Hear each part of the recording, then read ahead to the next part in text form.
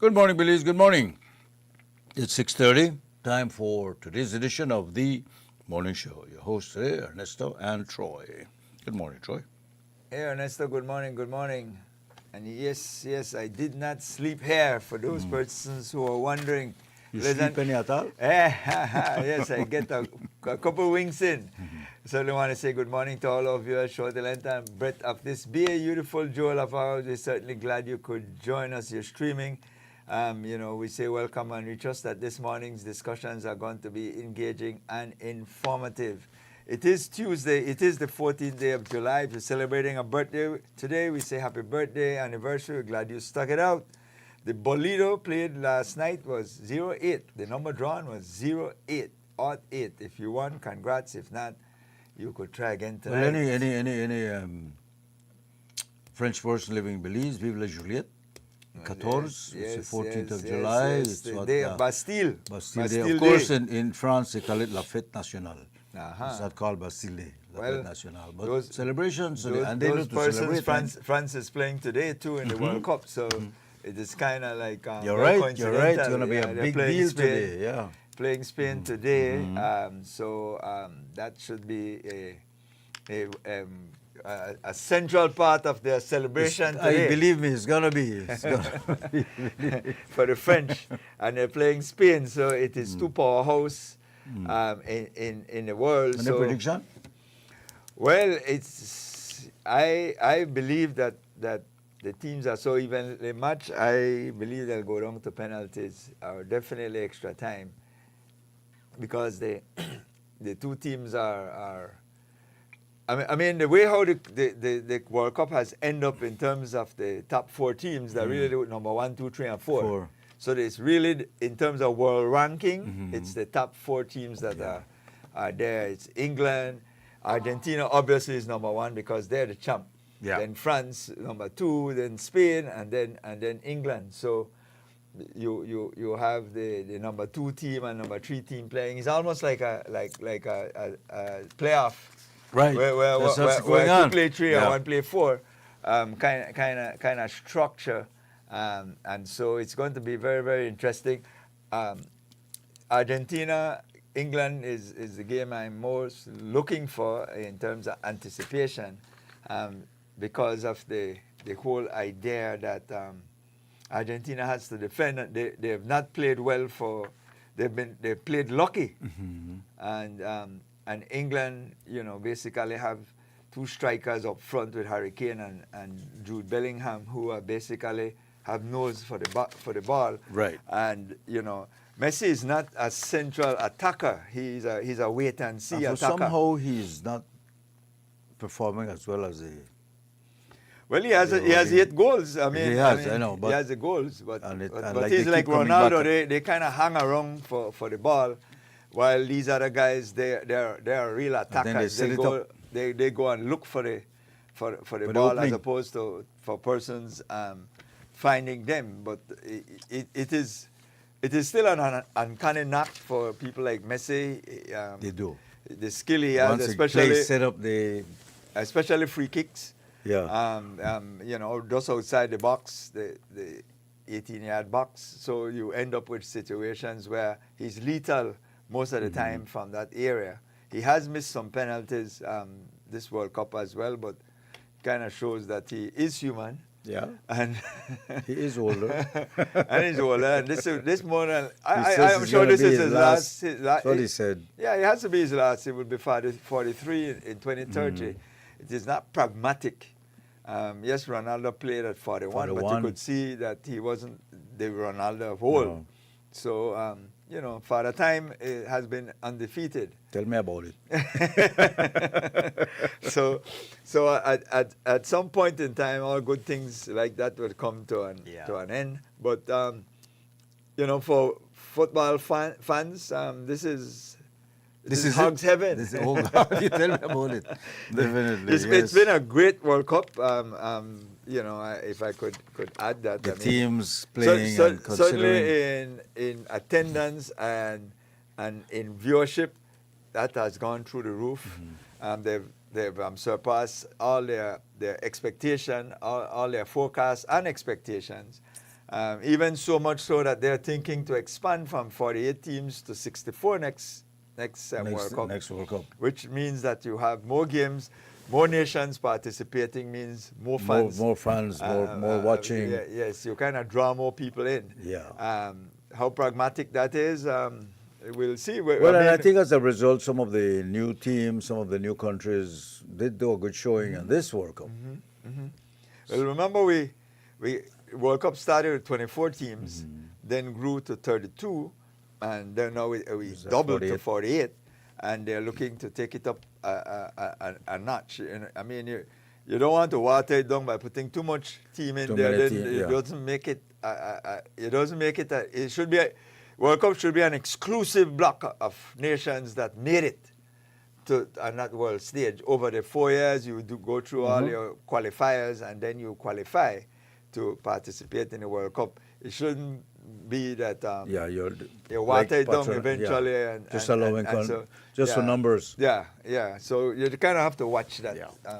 From a. Speaking of numbers, Bolivia play.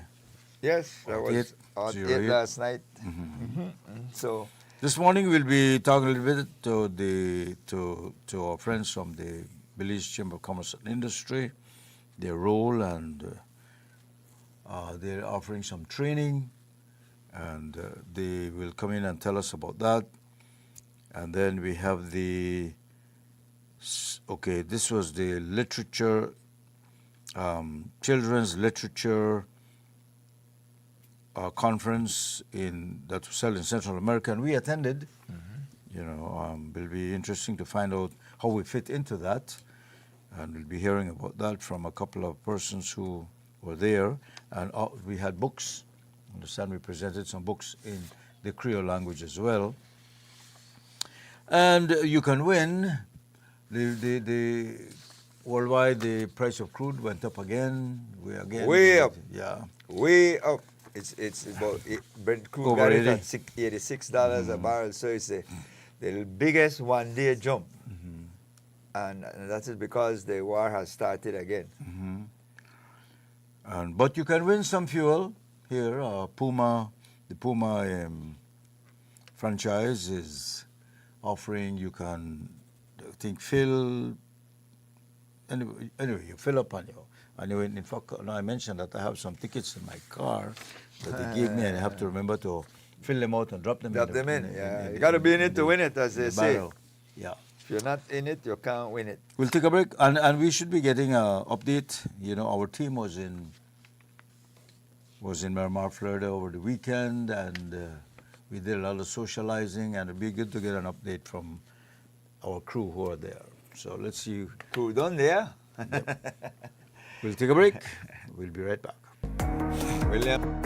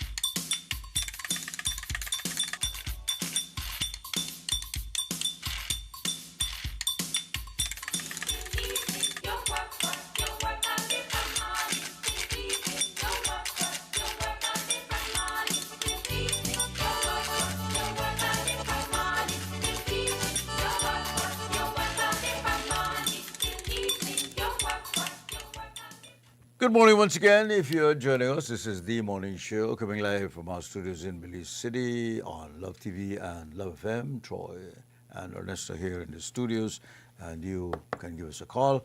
We have a few minutes. We can chat with you before our guests start arriving, and it's all up to you. Whatever you want to bring up. Ernesto, I'm very What if worried. you have- I'm very you're worried? I'm worried about this global economy. Oh, Um, yeah.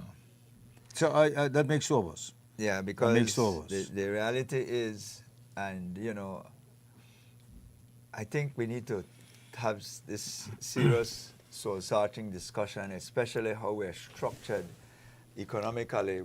We have tourism that is a huge chunk of our economy, and we have agriculture as one of those other pillars that rely heavily on inputs that is petroleum related. That's right. And so I'm looking where we are right now with this war escalation.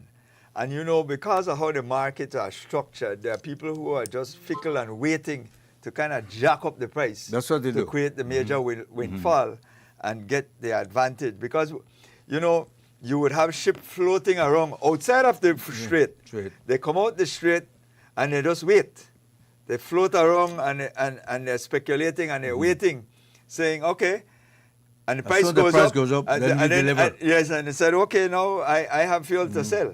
I have fuel and it's going to be at this exorbitant price, or the new world price, which is now $86 in terms of Brent crude. That is almost, yesterday was almost $16 jump in one day. That's huge. That's huge. So I'm worried because we would not be able to get our fuel price down. No.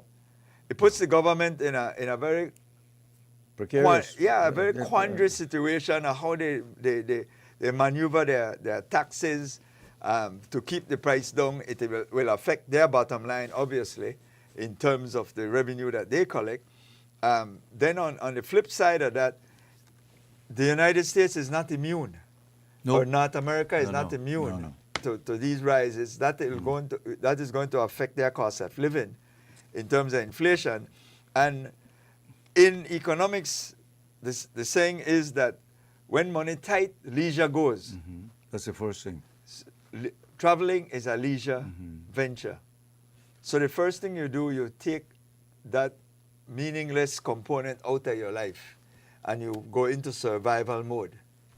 Leisure is not one of those. And Right. so And it's and not we only the depend- U.S. we- Mostly on the U.S. Yes. We depend mostly on the United States, where the bulk of our guests come from.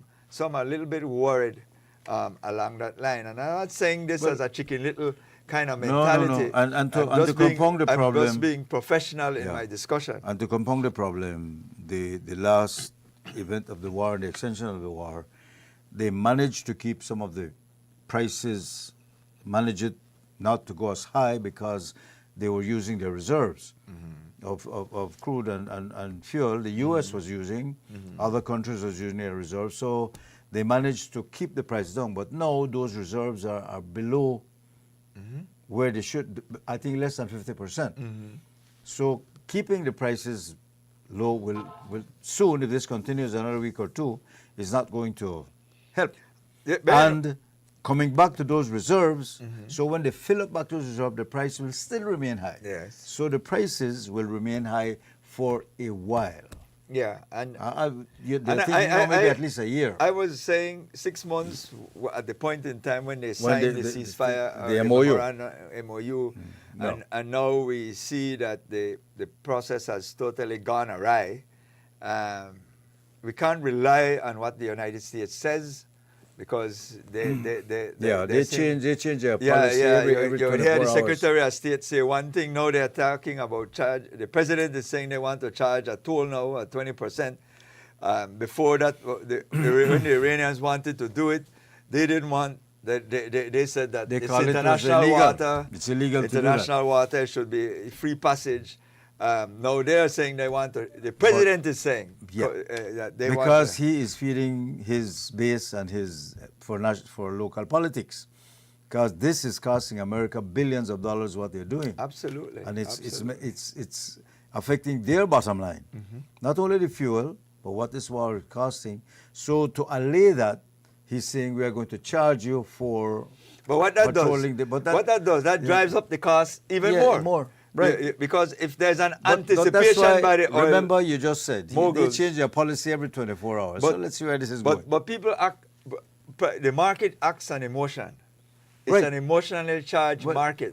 So if I said to you, tomorrow I will start to charge you 20% more. 20% of the value of $1 billion ship. So imagine what that cargo now costs.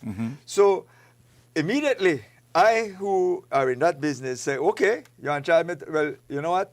As of today, I start to put on my 20% On the price. So, Always. I am anticipating by tomorrow, fuel will be in the 90s.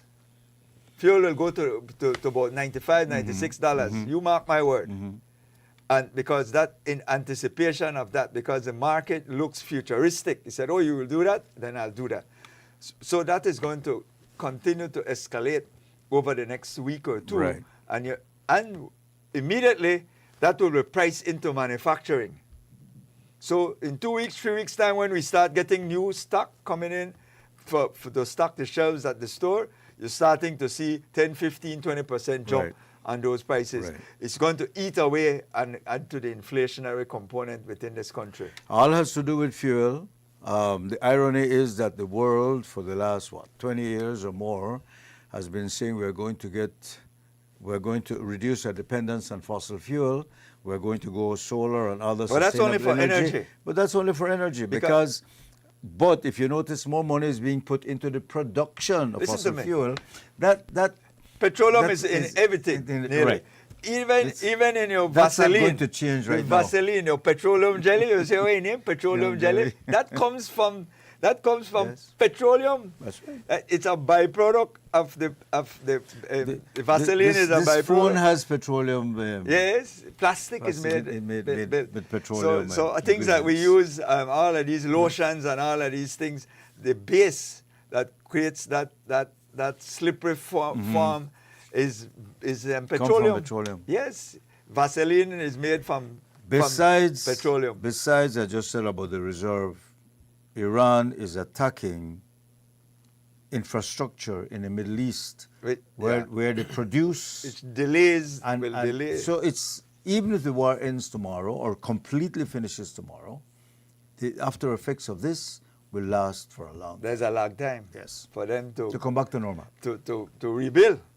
Because sometimes when these Right. bombs drop, it destroys everything. You know, or big sections of your And that plant, is what your that refinery. is what Iran is betting on. Iran is now their only weapon is the Strait and to disrupt the world economy. 'Cause that's the only. It's what they call asymmetrical war.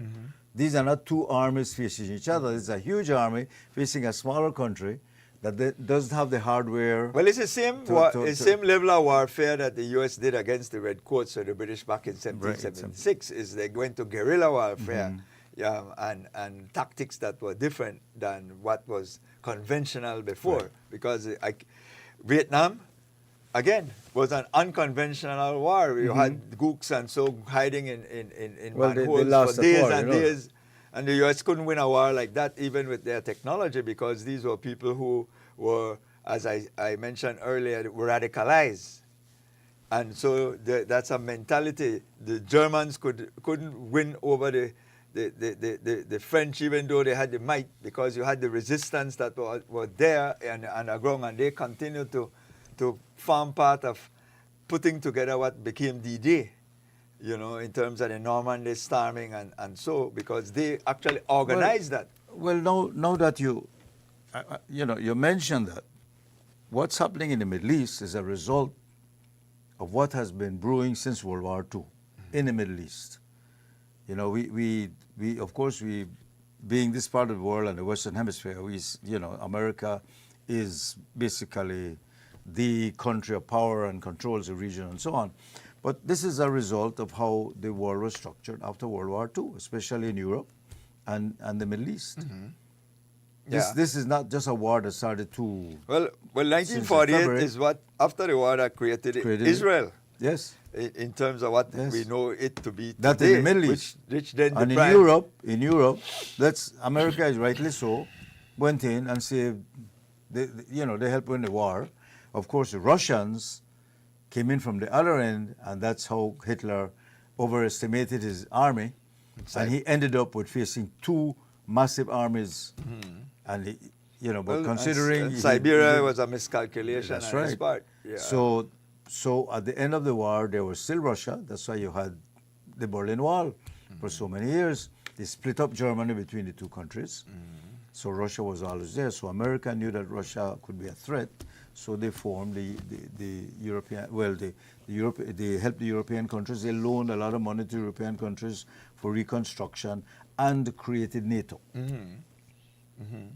So when we listen to this U.S. president talking about NATO, you can't go back and say, hey, but it's you guys who started NATO. Yeah, well, they did it as a way to protect themselves from this ever happening again. Yes, against Russia. Rising up. And the fundamental issue, like you pointed out, the United States had an advantage because it was isolated from the war, so it didn't have any infrastructure. That's right. And destruction. It was on the other side Europe of the world. Had their infrastructure almost decimated, bridge blown up, roads and what have you. Right. And so they had to go into a whole rebuilding component, and this is where they then convinced them to put because then your money was backed by gold. Right. And put everything at Fort Knox, and in 1971, of course, Nixon abolished that. They changed that. And says, we'll know the strength of your military might. Technically, that's what he said. But the brilliant thing that the Americans did also is make sure that the U.S. dollar became the standardized currency for, we come back to fuel, you want to buy the petrodollar. And that gave America serious power across the world. Yeah, in terms of the petrodollar. Because wherever you were, if you want to buy fuel... And it had to do with the fact that they didn't get affected by the war. That's right. Infrastructure-wise. They were still strong. So that was a significant component that they had an advantage because of the United States right now, based on how they're structured, they could see any attacks coming with the technology. So if you're trying to attack them in any way, shape, or form, they could see you coming conventionally. We come back to the asymmetrical war with Iran. What Iran is using now is like the Strait of Hormuz and destabilize and this is what is leading other countries now to, like the BRICS countries, forming where they are now buying fuel using the yen.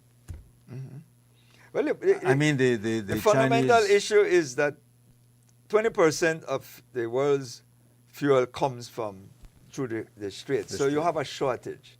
So because you have a shortage overall, globally, that is what also impacts pricing and also affect your lives. Because right now we don't have a shortage because we are getting from the Gulf. But if we were East Asian countries which depend on the fuel from there. India, all of them, Indonesia, Thailand. You have to rely on sort of managing the fuel. You have to ration. You have to be able to ration, and you don't have the same kind of productivity.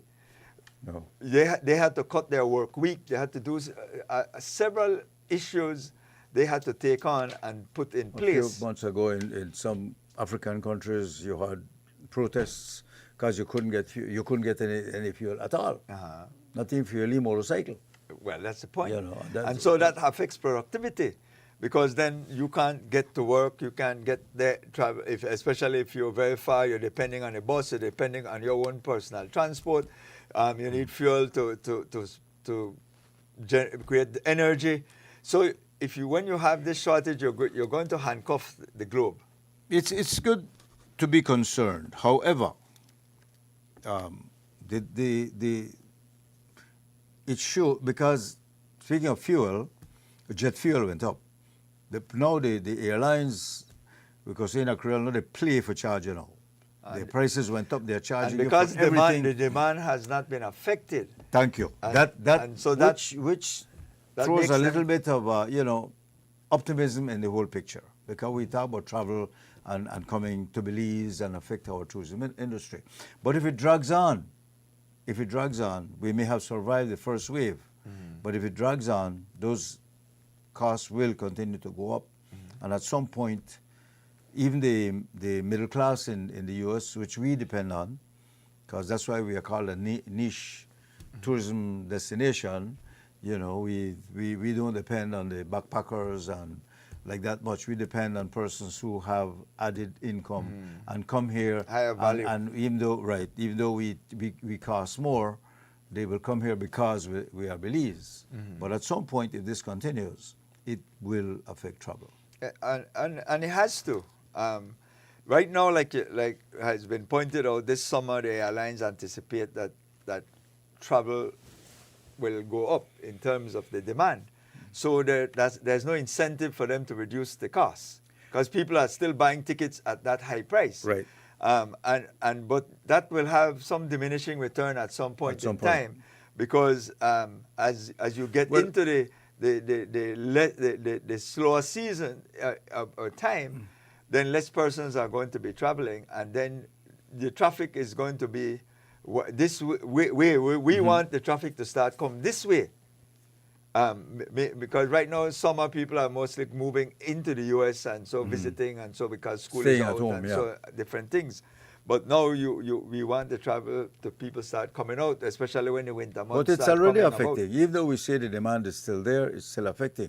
Because another factor too is that this has caused smaller airlines like Spirit and Southwest, but Spirit especially. Well, But Spirit was kind of going up going before. anyway, but this they this were was going the before nail in the they- coffin, yeah, like they yeah. say, because by the time they think they will increase their rates, the bigger airlines were they should absorbed. have shut down a year ago. Yeah. Technically, they declared bankruptcy a long time ago, and they were just kind of coasting But along. these airlines are cutting their connections within the United States itself.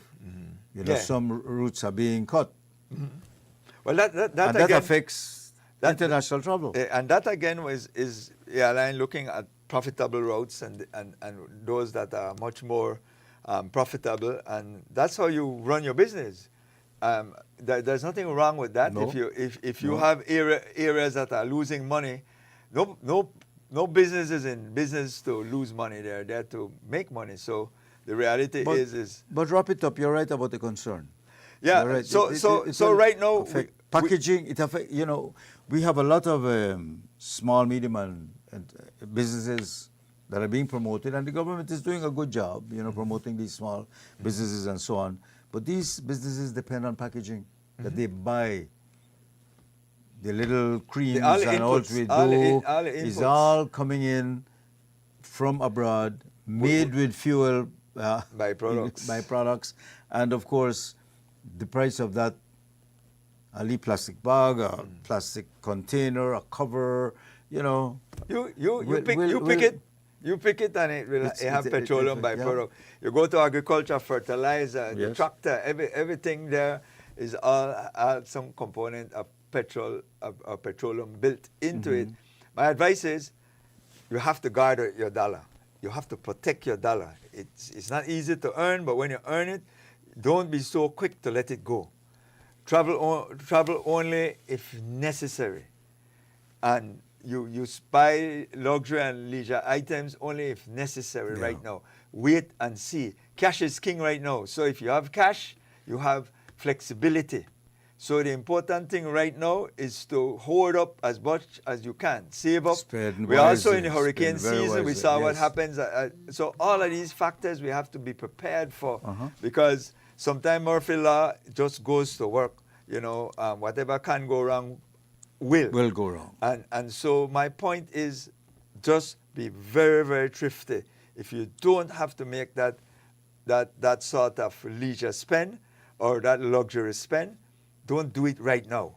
Yeah. Wait and see if there's going to be some sort of stabilization, because there is this level of global uncertainty, and We are price takers. If you say, you know, we've had this issue before, it's in the past it's been a manipulation by like OPEC with the price of fuel. They raise it when they want to produce more and so on.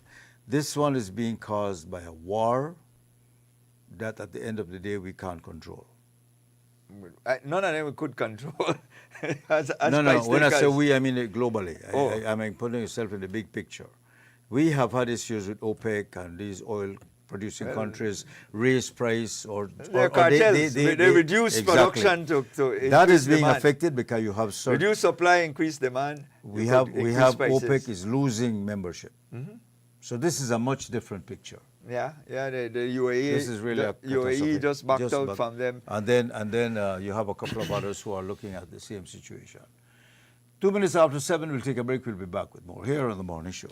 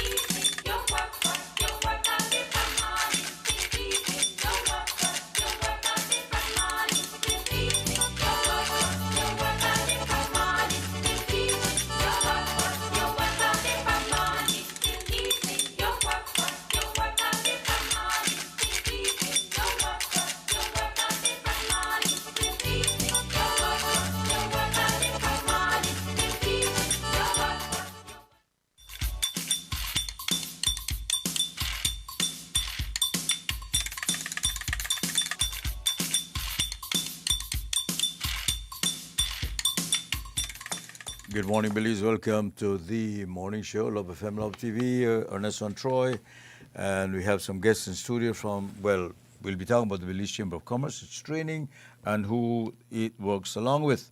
In the studio, we have Christine Romero, who's the BCCI Membership Program Administrator, and Angelita Stain Henderson, Beltrade Training and Facilitation Coordinator. Good morning, ladies. Hi, good morning. Always a pleasure having you. How are you in the this studio. morning? Let's talk about BCCI first. We are good. we trust that you all are as well. Yeah. Yes, we're great. Yes. So, yes, the Belize Chamber of Commerce and Industry, as many may know or may not know, we're here for about 106 years, since 1920. We're not looking. Yes, so we've been existing for over 100 years in Belize, operational mainly in private sector and membership. We also have one of our important roles, which is to capacitate, to train, to learn, especially in skill development. So trainings is something that we offer to our members and to the wider public, those that may not know. Various skills in customer service, we have in finance, marketing. So every year we have a training calendar that's curated based on the feedback that we get from the public, members, and participants that attend our trainings. So we then know where the employment market lacks skills and where they need to improve. So we have collaborated with various organizations such as BTEC, which is a unit under Beltrade. The the University of West Indies is another collaborator, and other various smaller consultants that we do partner with. We have a partnership with, I would say, Beltrade for almost 10 years. And with the UWI, we have almost 16 years partnership with them to do these trainings.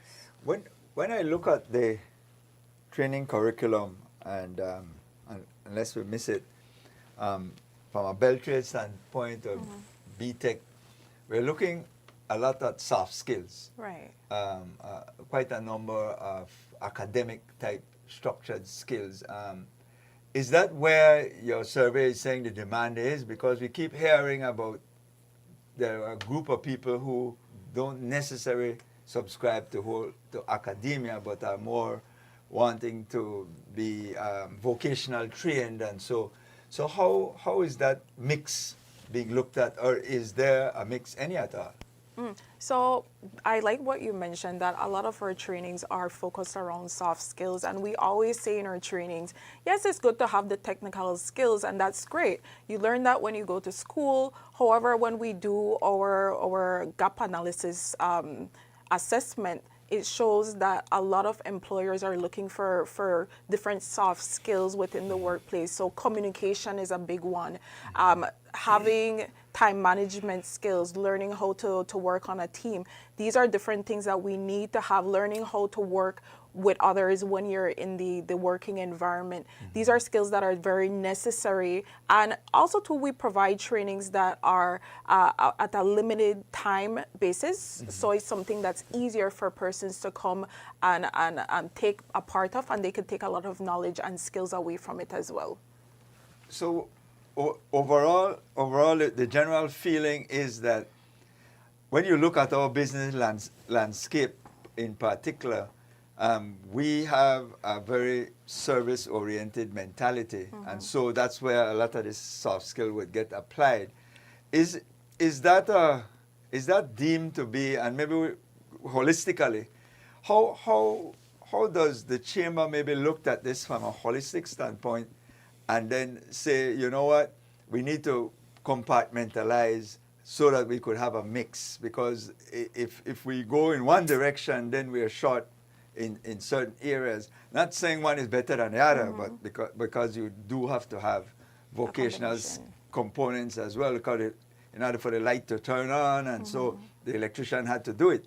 So how do we look at managing that going forward in terms of creating a landscape that is more balanced? Yeah, with that, as Ms. Angelita said, every year we do a gap analysis to see and get the feedback from the employers to see where they see that their employees have that gap in productivity, in even vocational. Many of the times the feedback that we do get wouldn't be directly under vocational training, but rather in the soft skill area. So that's why it's more pushed towards that direction on our standpoint. But if the need arises and we do have employers requesting some form of vocational training, that's when we would take the initiative to then create something to then, push it out to the public and say, hey, this is what we're offering.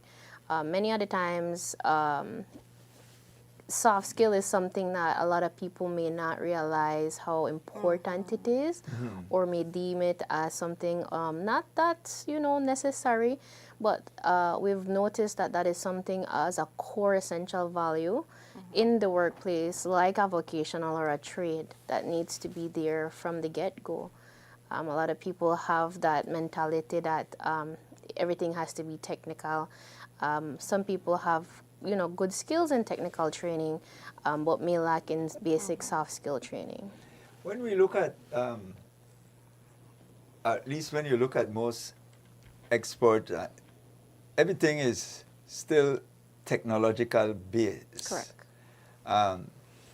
And so in order to get all this soft skill, and I hear how you get there with the gap analysis, but the discussion for me, as we look towards your training, building this positive work culture, with the tactics that you're going to be using, we don't hear a lot of the discussion of how it is that we're going to be able to maybe move from a sort of service. It's always been said, in order for economies to kind of jump by leaps and bounds, they have to kind of mix with a little bit of industrialism or industrialization. In your discussions, when you're putting your curriculum together, is there a way to kind of get people at least involved or concerned, or even having some level of technical appreciation?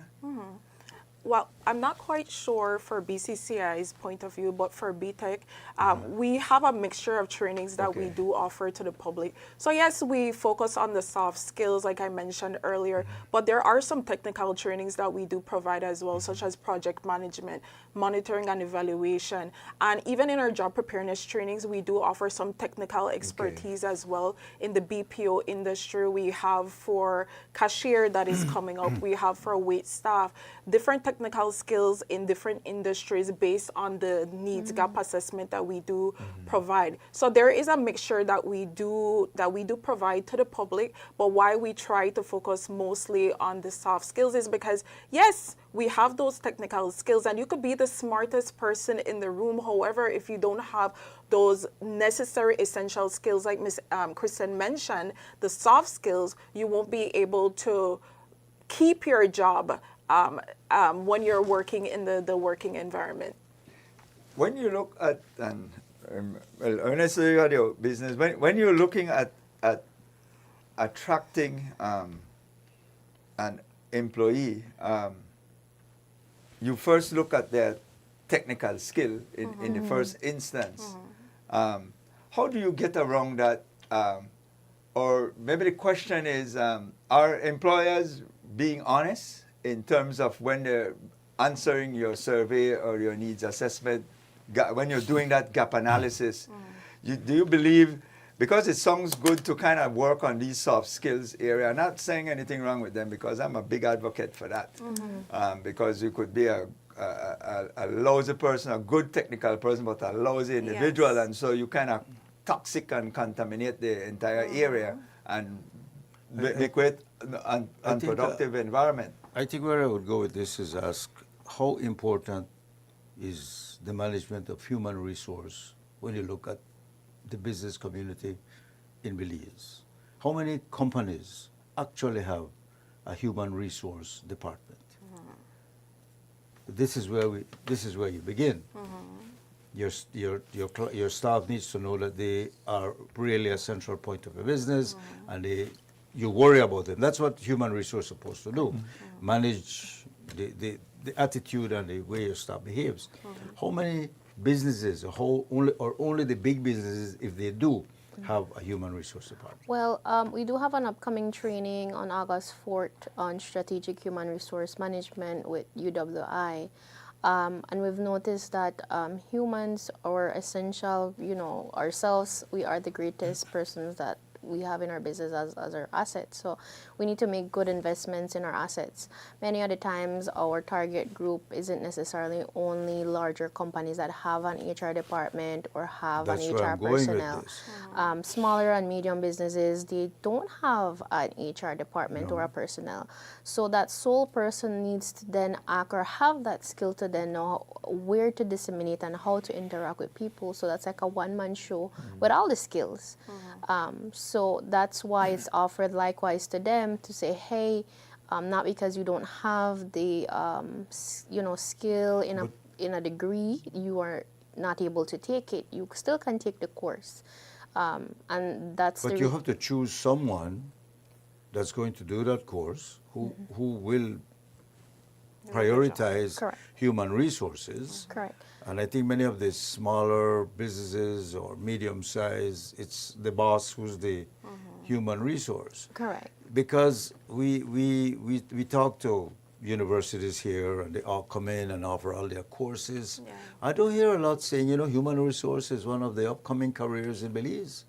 And if it's not there, it says something about the way we handle Correct. our business. And that's why when we do get our end of the year poll, that's been one of the, I would say, core courses that we've seen recurring every year.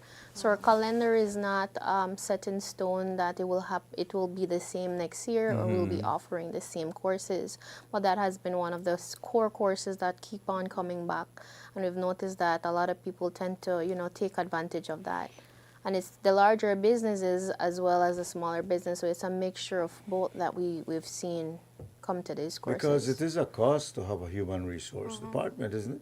Yes, it's a And a lot of companies can't afford it. I'll have to bite into some other expense or curtail that. Is there a possibility you could have a outside human resource company that if I have a small business, because this is the issue I had. I always had a smaller Yes. business, outsource. and I would have to Yes. be the one and outsource and say, look, come in.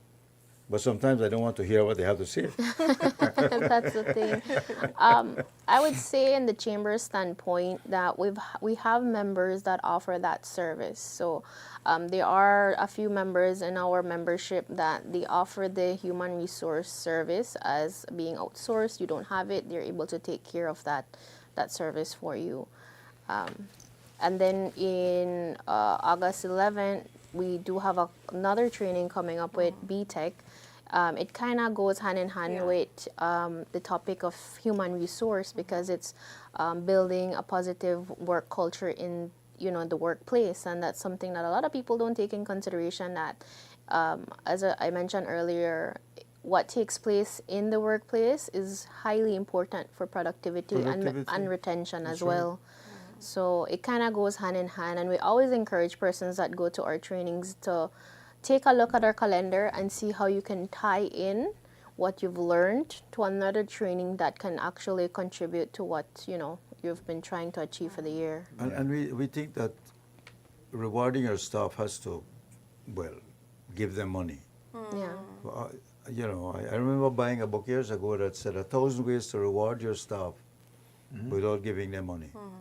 Money is the motivator. It's the least motivator because as soon as you get it, you want more. Yes. So it's the least convincing. It is a motivator when you're leading up to get it, and once you get it, its shelf life is short. And then it helps, but there are ways you can keep your staff happy. But I want to, in your think tank, there is this elephant in the room, AI. Oh. That now comes in a concept of trying to replicate a person, a human, whether it's under the robotic structure or just simply in softwares. How all of that is you see now working into what you have planned in terms of your strategic human resource management, how all of that is going to be built in, because to ignore it, I think, is to your own peril. So you kind of, how does that, not only for employment, but in terms of efficiency, how does their training, and that goes for both of you all in terms of your think tank, how does that dovetail itself into your training now? Well, we do actually have an AI training. I'm not quite sure when it's coming up at this point in time, but I think between now and August, we're supposed to be having an AI training. And we do teach employees the importance of using it. A lot of people are afraid when they hear the term AI and they think, oh, you know what, AI is going to take over my job. However, the person who knows how to use it, these are the persons who could have the possibility of being more efficient and getting promotions and doing better than you are. So it's very important that you learn what are the skill sets that are needed in today's workforce, which AI is one, using different apps such as ChatGPT, something that's very basic as that, but not just copying and pasting. Using it for ideas and then putting it into your own words so that you're more efficient. There are things that you can do that might take you maybe a month for you to do. ChatGPT can do it within a week, 2 weeks, but it's for you to implement your own perspective as well. Use it in the proper way. AI already told me who's going to win the World Cup. Look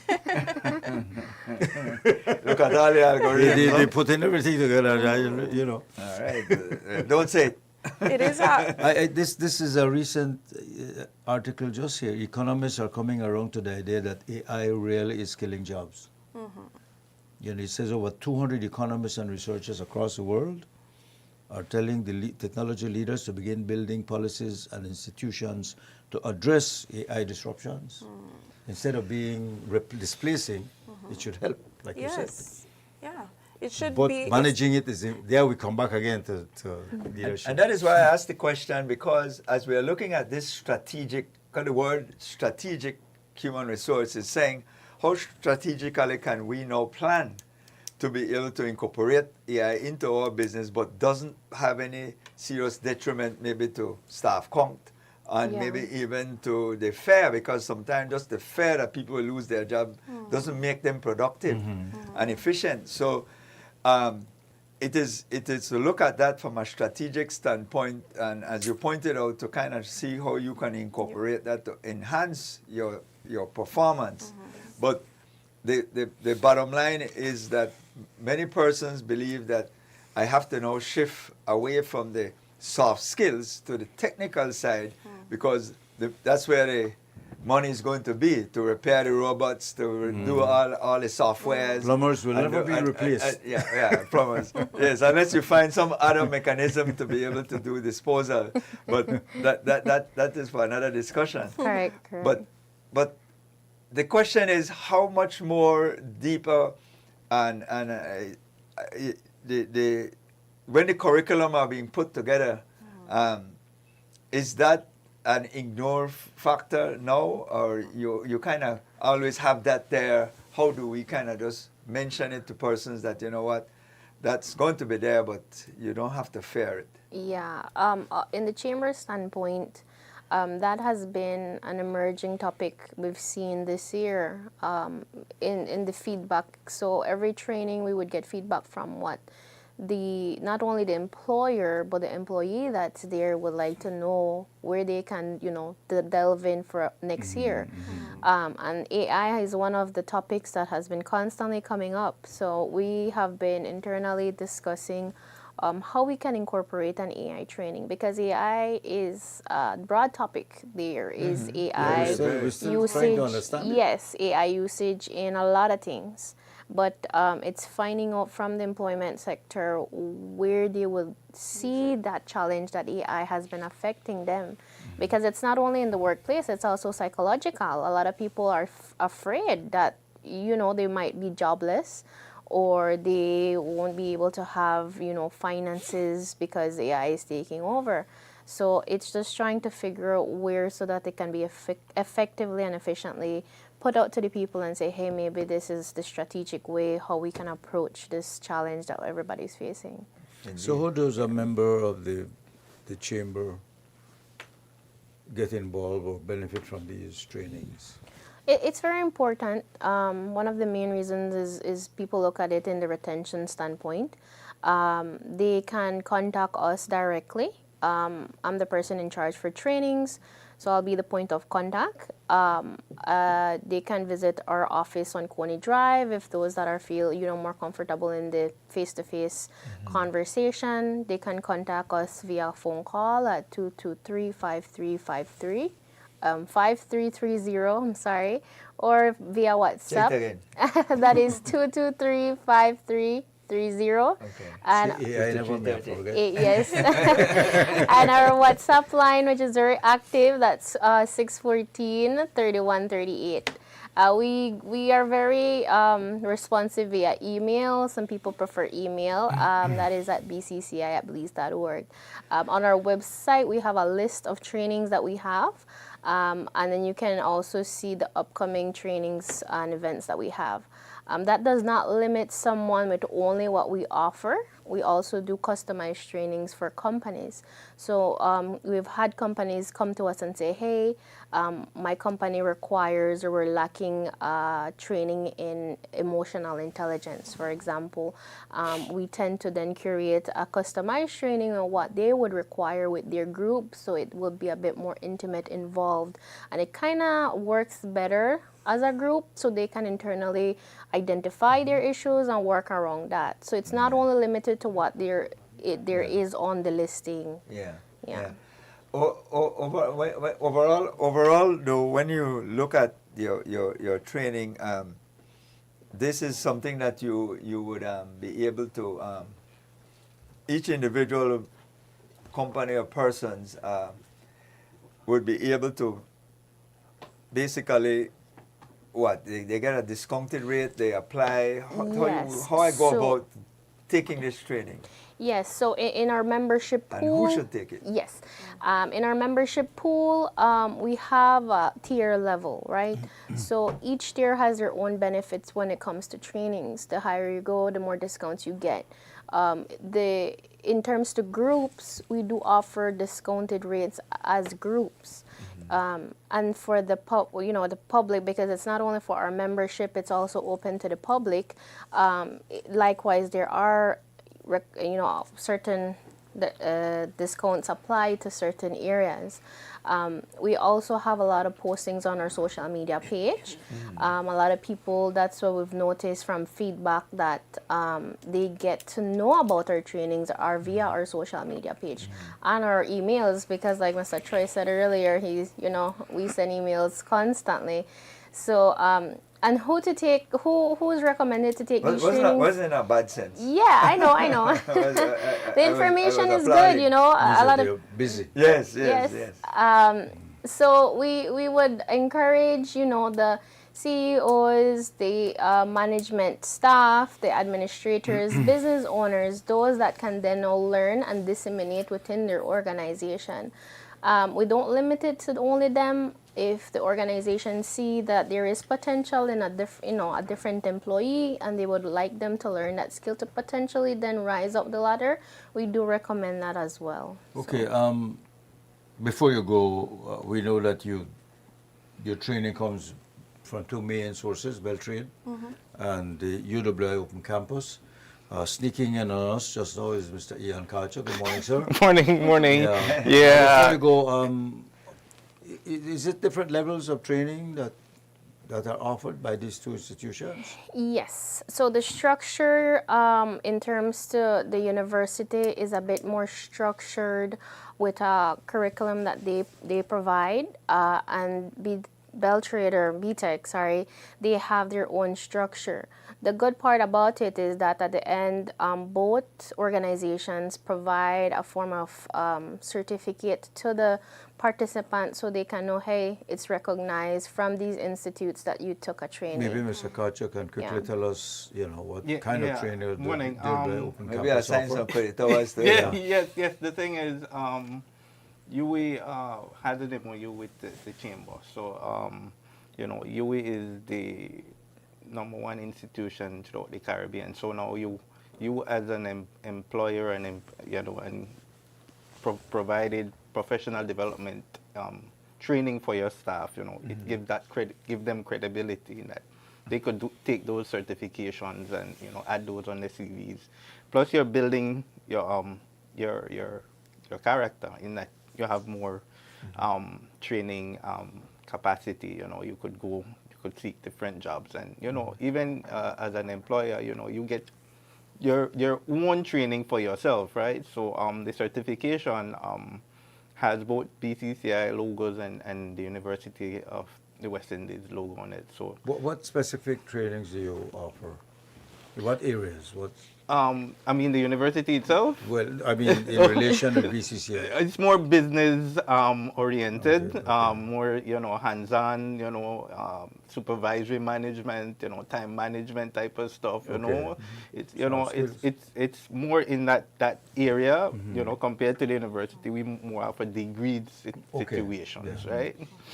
Very quickly, in terms of timetable, if we take the two popular ones that you spoke about, the strategic human resource management and building positive work culture tactics, are these short courses that you have scheduled for specific time? If anybody wants to Yes. delve into and participate. Yes, those are provided at a short time frame. However, as I mentioned earlier, if it's a past training on our calendar that has already passed, but you do have a group of persons that are interested in taking it, that is something we do collaborate with both organizations to then manage for a repeat. Okay.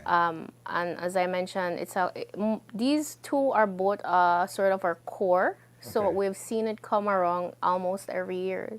So we tend to tell people, hey, if you did miss it or you're unable to come as a sole person, just stick around and it will be available. Bring it yes, back available again. next year. Great, Yeah. great. Well, I think at the end of the day, we need to continue to have our workers exposed and have some of the skills, or at least be exposed to those skills to be able to apply it in their workplace. So it adds value to their character, as you mentioned, as well as gives you a piece of paper to know that you've gone through the process. Yes. So, any closing comments? Anything that we didn't cover that you You wanted want to to remind us? Remind us. Yes, I just want to remind everyone that is tuned in that don't be afraid if it's not your area, but it's something you want to learn. And then we have upcoming trainings on August 4th with UWI on Strategic Human Resource Management, and on August 11th with BTEC in terms to a positive workplace culture tactic.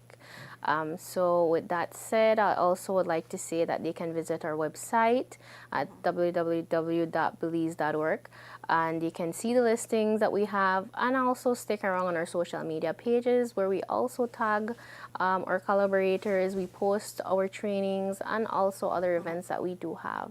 Okay. And if you're a member of the chamber, you get a preferred rate. Correct. So These members trainings. out there, if you're tuned in, you know that that is one of our benefits. So if you don't know, you can always reach out to us, and I'll be able to assist you with, explaining how it works for you to benefit from these trainings. Excellent, excellent. Well, thank you again, Kristen, Angelita, and Ian for Thank you. dropping in and reminding us there is training out there if you want to better yourself. All right. Thank Alrighty, you. we'll take a break. We'll be back. We'll be talking a little bit about language. Yes, with another group. Take a break, Right. William. Come right back. Heat conditions moist and unstable. The 24-hour forecast, Belize and her coastal waters, calls for cloudy skies today with sunny breaks, and high temperatures are expected to reach 88 degrees Fahrenheit along the coast, 93 inland, and 82 over the mountains. Tonight, the skies will be cloudy at times with low temperatures of 81 degrees Fahrenheit along the coast to 73 inland and 68 in the higher elevation. Some outbreaks of showers and a few thunderstorms are expected to develop mostly over the south today and slightly decreasing tonight. Tomorrow morning, shower activity is expected to increase mainly over the south and along some coastal areas. An excessive rainfall watch remains in effect for over southern districts during the next 24 hours. Residents are advised to continue monitoring the weather situation and stay tuned for flooding updates from the National Hydrological Service and NEMO. The wind will blow from the east at 10 to 15 knots and the sea state will be choppy. A high tide will occur at 19 minutes past 9 this morning, a low at 4:52 in the evening, a high at 10:58 tonight, and a low at 3:47 a.m. The sun rose at 5:26 this morning and will set at 6:30. The moon rose at 5:33 this morning and will set at 7 minutes past 7 tonight. The outlook for Wednesday and Wednesday night is for cloudy skies at times, with outbreaks of showers and thunderstorms to develop mainly along coastal and over the south during the daytime, then gradually decreasing. In the sargassum forecast, there is a high chance that more sargassum mats will affect beaches across the country during the coming days. And in the tropical weather outlook, no tropical cyclone formation is expected near or over Belize and her coastal waters during the next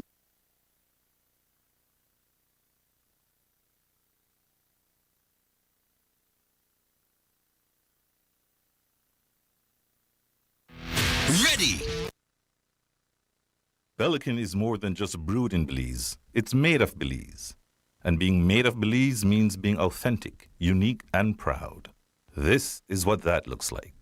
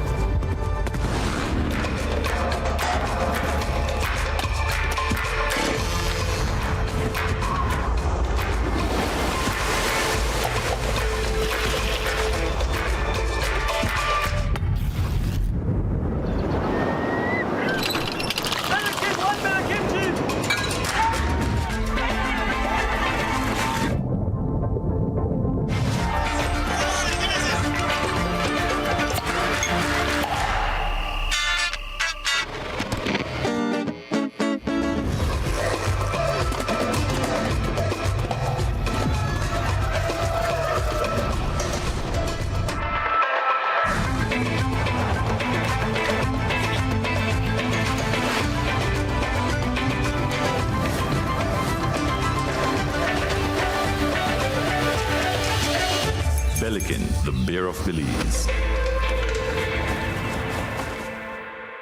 There are many stories to be shared about what it means to be made of Belize. Join Pelican in celebrating our Belizean heritage by sharing your unique story. A few of these stories will be selected to be produced into Pelican Made of Belize videos. Those chosen will receive Pelican beer for a year and will be invited to join us during production. Let's tell the stories of what it means to be made of Belize. Please send us a WhatsApp message at 630-6519.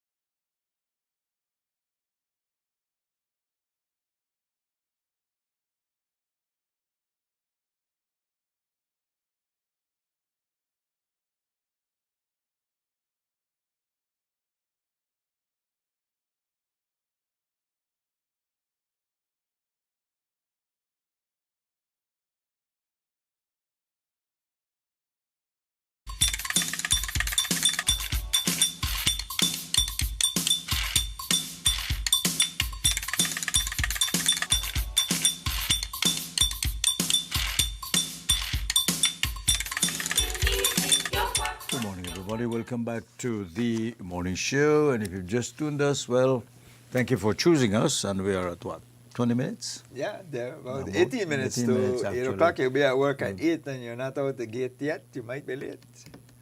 Chances are you'll be late.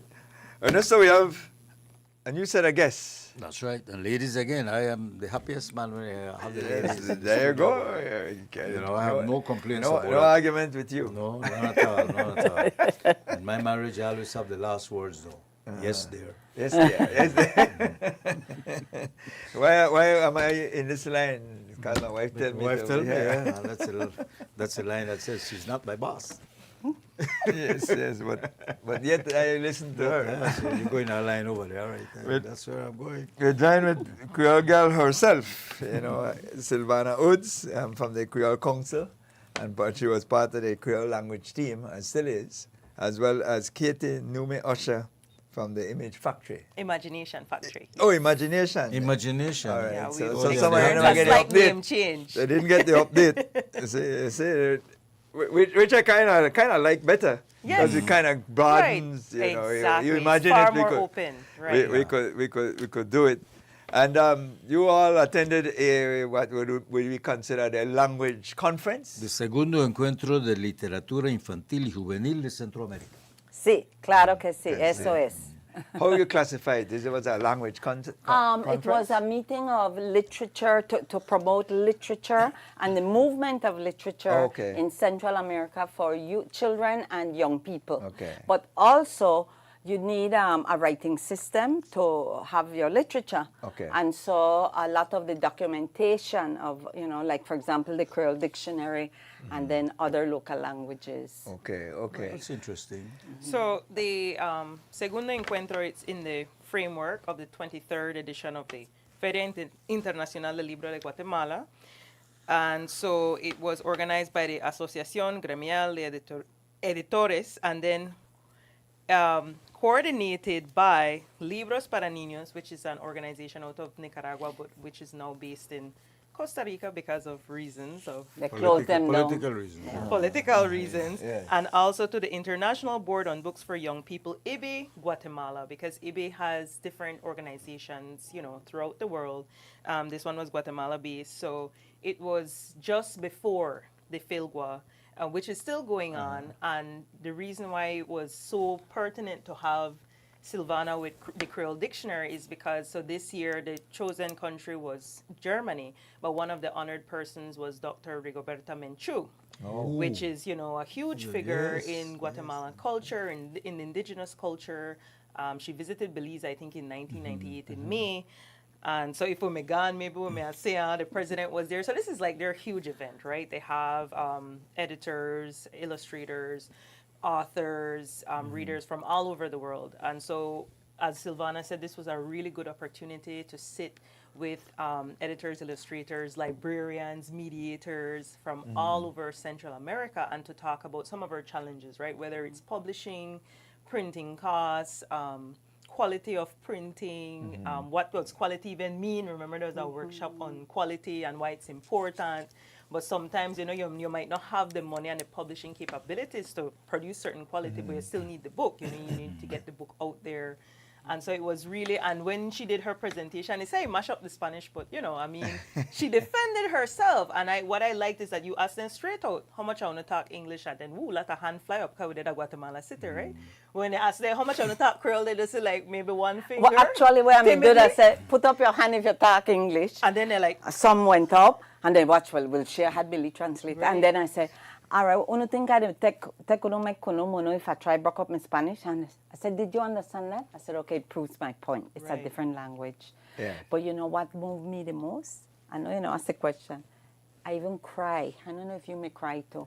One of the 22 living Maya languages get out in dictionary. Oh. And this guy at the clausura, at the closing, he presented his book. And the Maya, I had to write it down. So Okay. she use, young had people to. use Yes. phone. I have to print That out. old school girl. Yeah, in our old school. It's the Cachiquel, Maya Cachiquel. Okay. And it's an indigenous Guatemalan language. But lady cried. She said, I have a way now. The grandchildren can read what was in my mind or whatever in the author's mind. Yeah. And that's the whole point. That was my big thing. And of course, to push local books, because I took books to display, not just my book, Bankside Benme, but I took any book where I had to do with youth, like Avery Kelly or Colin Hyde's, Old Buena Vista Road by Melba Marin Velasquez, you know, and Kobola, which spearheads the Belize Book Sector Network, BBS SN.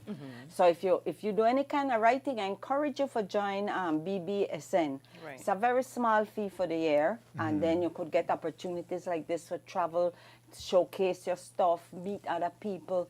But this Maya man, the tears will come. I may give William one little clip of how it sound because I can't, but I did write down how to say thanks for our Maya friends listening.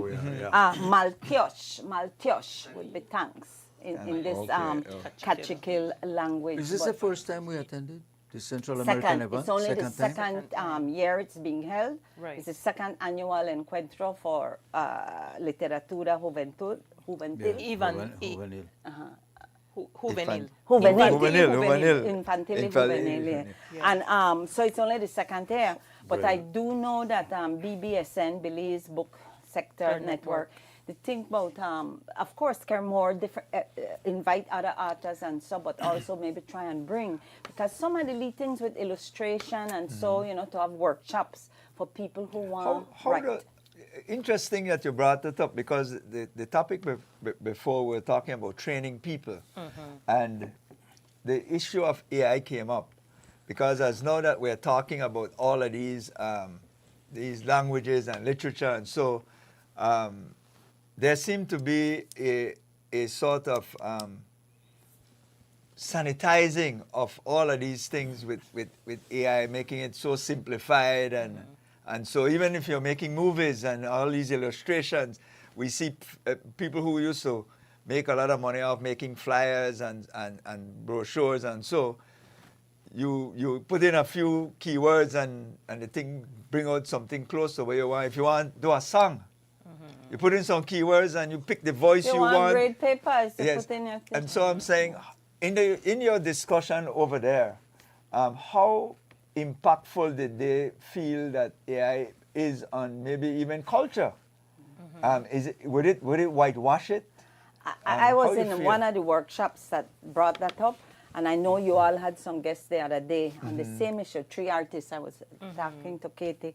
And the thing is, it's a tool. Some people take it and then just put in a few things and it all starts to look the same. But if you use it as a tool to fine-tune, to assist, rather than, but you have the original idea, because you can't put it back in the Pandora box. And you know how you feel Yeah, about and it, then 'cause we you are also, the artist. right? And you know, my participation was more to talk about the Imagination Factory, who completed. Well, they had their 30th anniversary last year, 31st this year in June, and it was specifically talking about their publishing arm. And so I'm glad that you're bringing AI. And in one of the conversations we had, where we were talking about specifically identity, because I think that's one of the biggest things at risk when you think about AI, Yes. because everything, like you said, look the same. All the flyers look the same. And one of the conversations that came out, specifically talking about identity, was Dr. Quincy Duncan, who is from Costa Rica. He's Afro-Costarricense. And he was Creole. saying, he talk that Limon Creole, Limon right, Creole, right, yeah, right. yeah. And he was saying that, you know, honestly, nothing when on the online can't appear in AI. So AI, unlike a human being, unlike yourselves, is unable to process things that they can't already just like, you know, Gather. like the scourgers of the sea, go to the bottom of the sea and pick up everything we've done today online. Yeah. You know, have your That's what it does. creativity. You come up with a question because that's your brain, that's your brilliance. AI would have to rely on everything that's, you know, out there on the interwebs. And so he was telling us to not be afraid of it, you know. And like you said, it can be used as a tool. It could help, you know, people have these very repetitive jobs of high volume and they need to be producing things in a very high speed, but it can't create. The It can problem only is- give you what done today. The problem is not the AI, you know. The problem now is the managing of the AI. That's the problem Precisely, we're having. precisely. We can't decide now as a world who will manage it or how we manage it. This is, I just read this morning an article I just read this morning. Over 300 economists and scholars, Nobel laureates are coming up and telling the persons who are creating or managing the AI, please, let's manage this thing and control it so it doesn't replace us. It just Right. helps us. Right, because actually to Commonwealth, they have away this a big prize. prize, and they had to take it away because the Yes. winner Yes. used AI to That's generate exactly his essay, the right? situation. And so Commonwealth Writers Prize, you know, they were very embarrassed. But also too, I want people, especially people who are interested in the environment and who are interested in natural resources, AI uses billions of gallons of fresh water, Oh, as in to say please. it competes Oh, yeah, to That's keep why the we're having water that that we those need. issues in To America. keep it now. cool. Right. keep all these processors these cool. Energy and cool. water. Yeah. So it's like, yeah, you want to see how you would look in 1920, but there's so much water that you could drink or that we could use in our communities that needs to have that happen, you know, and they even talk about all those data centers Well, let in me- the US and the high electricity bill. We always complain about electric cars. We have to think about these things when Yeah. we think about AI, you know. Let me ask you a question here. I won't ask you. You know, the first reaction we have when we hear of this this encuentro is how we fit in there because we not talk Spanish. Well, more than half the country talks Spanish as a first language, even with Creole as a lingua franca. But also, one of the workshops, I think Monse Duran, Monse Casademon, and went to that one on the movement. Because, you know, back in the 70s, when we switched, I was there from the GC to the CXC, Caribbean, and we used to say always on the old Radio Belize, and some Belize in the heart of the Caribbean basin, how we go, Yeah. on the Central American. But we don't have, other than a school, one elective course maybe in the Right. literature program at university, Central American literature. I could, you know, we got all the Caribbean literature, help shape my identity. But almost at Central the expense, American yeah. country in the And you know heart what of the we found Caribbean out too? basin. A lot of these Central Okay. American governments, the countries, they charge, unlike Belize, they charge duty on books. So I'm really glad we not do that because it's another way to help books As you move. talk about that, though, Silvana, are we reading less with the whole technology, or We're do we reading feel different. we feeling? I think Okay. we read We read different. Lots of people who read Short- YouTube we short and comments, short. Okay. Short spaces. shorter chunks. Yeah. In fact, I don't even know when is the last big novel that you could say I read myself. Okay. I mean, I do a lot of academic reading, but I used to be a voracious reader, 2 books a week and nothing for I me. still I am. want to put I still am. thing in my eye for call it open at night so that I know I could read. Right, You know, I used to right. hide the flashlight under the thing, so I don't know the light now yet. But and I myself, my reading Yeah, changed. we grew up reading Hardy Yes. Boys, Nancy Drew, comics, series. anything. I have 3 boxes anything. of books I'm going to give the library right now, already packed, Wonderful. because we still read a lot. Wonderful. We have our Diaz who works in this building. She does read 2 books every She week. is a voracious Nice. Oh reader, I my remember God, that. and I taught her And a Anne lot. Wade used to be a Yes. voracious reader. Yes, Right. and, But and my- I'm talking about paperbacks, you know, Paperback books, paperback yeah. books. Yeah. You know, but we All do the read now. Robert Ludlums, all of this, all Right. of that. So my reading habits have Right. changed too, I realize. So how do I teaching reading? Because that was the next thing. How to Right. encourage? I ended up Mediation. suggesting, hey, let's pay the kids to read. As you talk about the language shifting, the Spanish, the Creole, we now have the computer language. We now have the social media language. Right. How is all of that from a language standpoint? I don't know if that came up in your discussion, but does that create some sort of I don't know if distortion is the right word, but does it affect how people operate and think Yeah. ordinarily? Oh, yeah. I think Katie, who has social media, and I really only have WhatsApp. Because social media has a language of its own, Yeah. Right, a lot right. of It shortens things, shortened right? things, yeah. Right. So a lot of short. Creole is a shortening of words to some Yeah, extent it's too. Well, short language. Some of the English words. different ways Creole form words. Because And instead one of is say come actually- here, we say konya. Yeah, but we also do compounding too. Yes. Like backer up, that's Yeah, 3 yeah, syllables. So, yes. but this is not about Creole, but I want to get back to that. Because Yeah. we have 8 different ways we form words. But just like I any just other thought, I language. thought since because we're looking at the variation of language and how things have progressed or Right. shifted, yeah.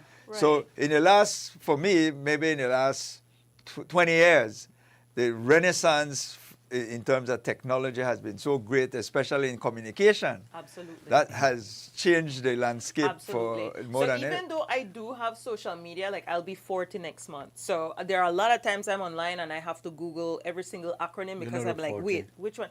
Oh, thanks. You look 39. yeah, I have Oh, 39. we have a party next month too, Ernesto. I have a party next month. I wanna- You look 39. too. Not a day over You 39. look 39 too. So I mean, you Not know, you people. But the I'm thing older. is that the language that's online comes from us who are in real life and how we operate. And you know, I think what has been so beautiful about social media is that it allows for a lot of knowledge gaining. Not all of the knowledge is Right. not all of it is good, but a but- lot of it is very nutritious. You know, but coming back to the reading just quickly is that the children still voraciously read. For very many years, I worked at the Imagination Factories. I had a bookstore in the front, and the children read. Then they run through their book like the parents are like, I just buy the book. Before the parents left the shop, the child don't read the whole book. Yeah, we cut Okay. out. So now you want the next one in the book, you know, because we used to run a lot of scholastic series. We had a lot of the Belizean children literature, and the children, yes, are reading, Okay. and they're very voracious readers. And so one of the things that came out of the workshop too, and a presentation that I found was so beautiful by I think Nadia Lopez Garcia or Garcia Lopez. She's from Mexico, but she's, you know, an indigenous person, and she works with their Ministry of Education as Secretaría de Educación Pública, is that we need to start to ask the children what they want to read. Because like you said, they do operate in a different language. You know, my niece is 2, and the things that she says and does is very different from when I was 2, I'm sure. So that would be beautiful Two, for us they to look do. for one to have the tablet with them. Yes, tablet language. Got Yeah. a whole next another language too. You know, it's like to have these discussions with the children. What stories do you want to read and how? Which voices are important to you? How do you want these things illustrated and why?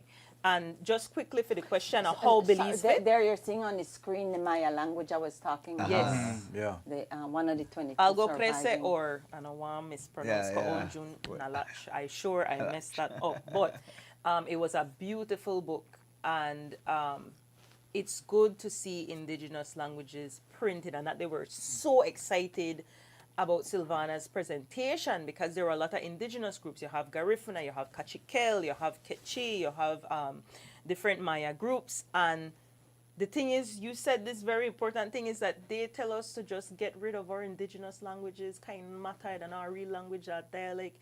It is stop with our land. And I was glad that you make them remember, it's like when you appreciate yourself, your identity, your language, how you naturally speak to your mother, your abuelita, or whoever you talk to, all of that helps you to learn every other language. The reason why I was able to learn Spanish in Mexico is because I learned English in Belize. You know, I taught Creole home with my mom to a lesser extent, right? I never learned Garifuna, one of my biggest shames, but I am going to work on that, right? That like my ongoing thing that I need In fact, to we learn. want to catch the last of the Garifuna protest if we can. Oh yeah. Well, Yes, well, because well, there's a huge- it's starting at 8. At Right. eight, yeah. There's a, Sorry, I and, did. and just for our, you know, our gente in Honduras, Fuerza al Pueblo, there's a huge, for those who don't know, there's a huge battering of Garifuna communities on the coast of Honduras, as has always been.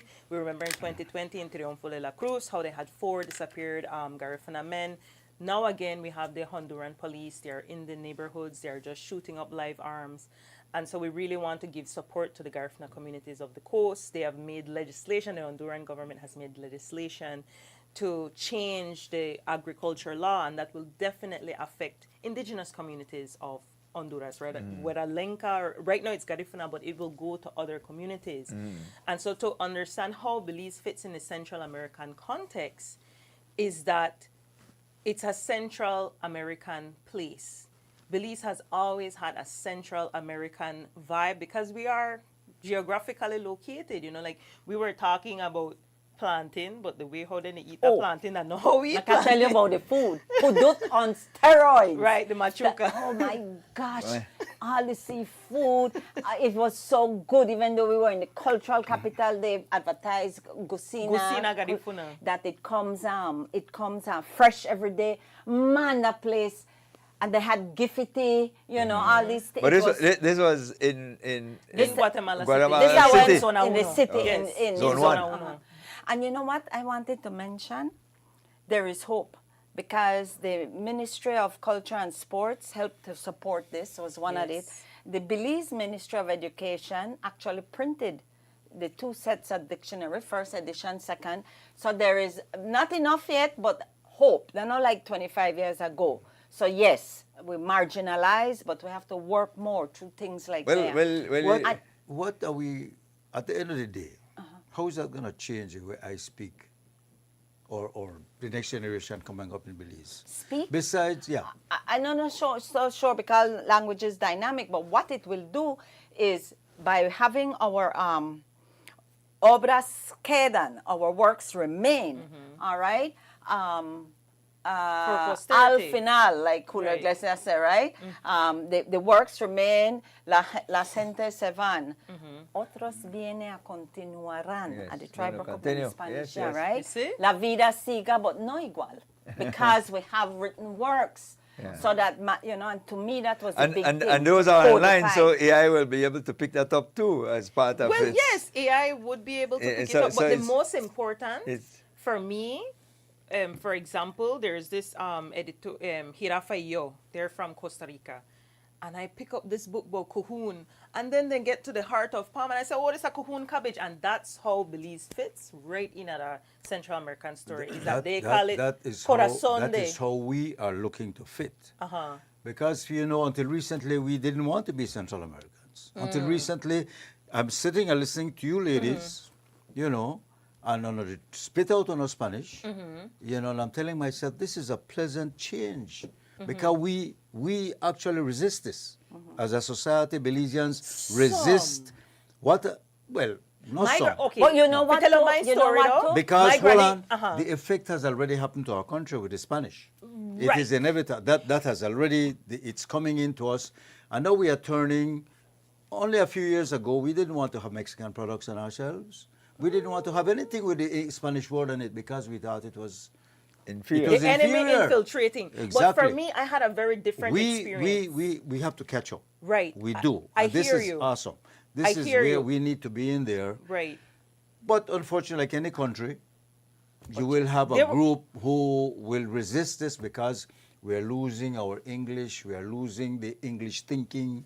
I would You say know? that we are building. For example, my experience was a bit different. My grandmother is Garifuna, and she spent a part of her life growing up in Puerto Barrios, Yes, Izabal, yes, Guatemala. yes, yes. So my growing up with my grandmother, Guatemala was never the demon that was painted to me at school. Right? It wasn't the enemy infiltrating. It was her childhood. It was going to have helados with her father. It's having these walks and going to the Parque Central. It was a very different experience. Yes. So for me, Guatemala has never been that. They lived But in I a don't think I'm Latin the only culture. one that had that experience, even as a Garifuna Creole girl. Because then on the flip side of that, when my mom would take us to Melchor de Mencos, Petén, Guatemala, you know, July and August, there again I meet most of my neighbors and we're buying uniform and all this stuff there in Guatemala. So I think to your point, because everybody, they treated us so nice, you know, they give we chochitos and tell we where the pepiande, and, you know, then just to like assist, no, nothing pena. That's like one of the first things you learn there. That thing is very political. As far as how we coexist as a people, we are so enmeshed. We had all these Garifuna communities working in the United Fruit Company, so they grew up in Guatemala and they grew up in Belize. They have Garifuna people who were born, you know, they're born in Livingston, but they raised up in Punta Gorda. And that way I love, you know, and may he rest in peace, Aurelio Martinez used to talk about Garifuna Nation. And that's the way I love about indigenous communities. Indigenous communities have had to suffer the fracture of, you know, these political borders. But the culture just spread over those borders. Like those You know, borders we become need- nothing. I love we talk Because about I'm a this chuka because where we we- eat and a tapado, then call it tapado, we call it tapo. I call it hudut on steroids. Hudut on because, steroids? man, for we belly talk, but we couldn't even walk. Couldn't even move. Couldn't even move. I like my Nearly local as the people hudut, roll you know. out Sound that to me thing. like them enjoy the food more. Well, Well, it's feeding the in soul closing, and then we as feed. you're talking about this growth, because Silvana experienced this in the early days of pushing the whole Creole language and Right. trying to get it into a language.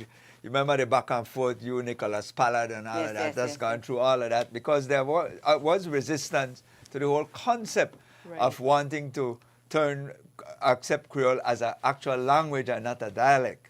And that was that consistent back and forth to where we are today. So it's a growth process. And as Ernesto says, we also have grown.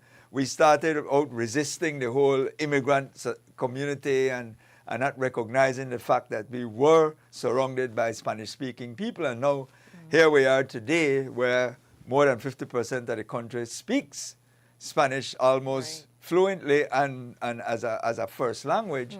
And so times are changing. And so what we do now is going to be important, how we adapt.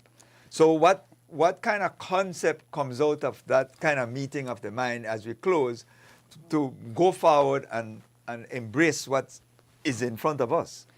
From my part, that we could have more movement at the Central American voices, because the theme's similar. We all have greed, we all have love, hate, this, that. And then how we express it. And we find out we have more in common, really and truly, than we have differences. Now, me, I don't want not a blade of grass person. I don't Philip Colson, not a blade of grass for Guatemala. But I never experienced till now just how total, of all the countries I've been to, not that many, but of all of them, I have to say the nicest people, down to the beggar where they thank you when you're not getting something. Guatemalans, the politics never come up at all amongst the people. Only 28% and they show up for their referendum, remember? The rest didn't care. It was a very low turnout for their didn't care. referendum. Yeah, I may actually vote But no like for you the said, referendum, politics, you know. but People could live without borders, we don't mind. Yeah, the As thing is persons, the we could do borders, that. the borders But we are really become- forced. For me personally, what came out of the encounter is that it's the culture and community that will save us. Because as you rightfully said, we have far more in common than we do have, that Not in distances common. us and separates us. And to be honest with you, I find the more languages you know, the better you're able to navigate in each.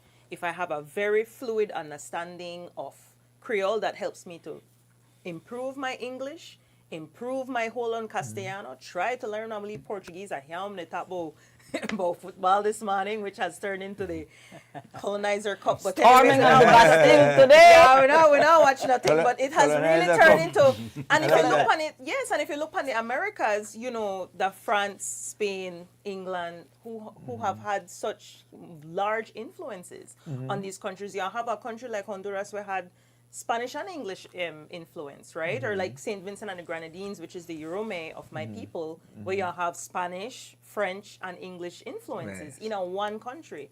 So we have a lot to do. There's a lot of work, like you said, to adapt. And I think we need to approach everything as we can with an open mind and with an open heart. That will really help us to get to where we need to go. Do And we have a actually, this is sim- the first time I'm brave enough to present in a Spanish. Even with I made You it. did it because- in Spanish? Yes, she did. You know what is? Well, I had some things written down, Emily, and Next she, year, Kermit with she the buttressed Yes, me. yes, But next the year, I never mind July. with Millie grammar mistakes, and so because my passion was there. My passion was there. But I have to tell you this: Belize Book Sector Network (BBSN).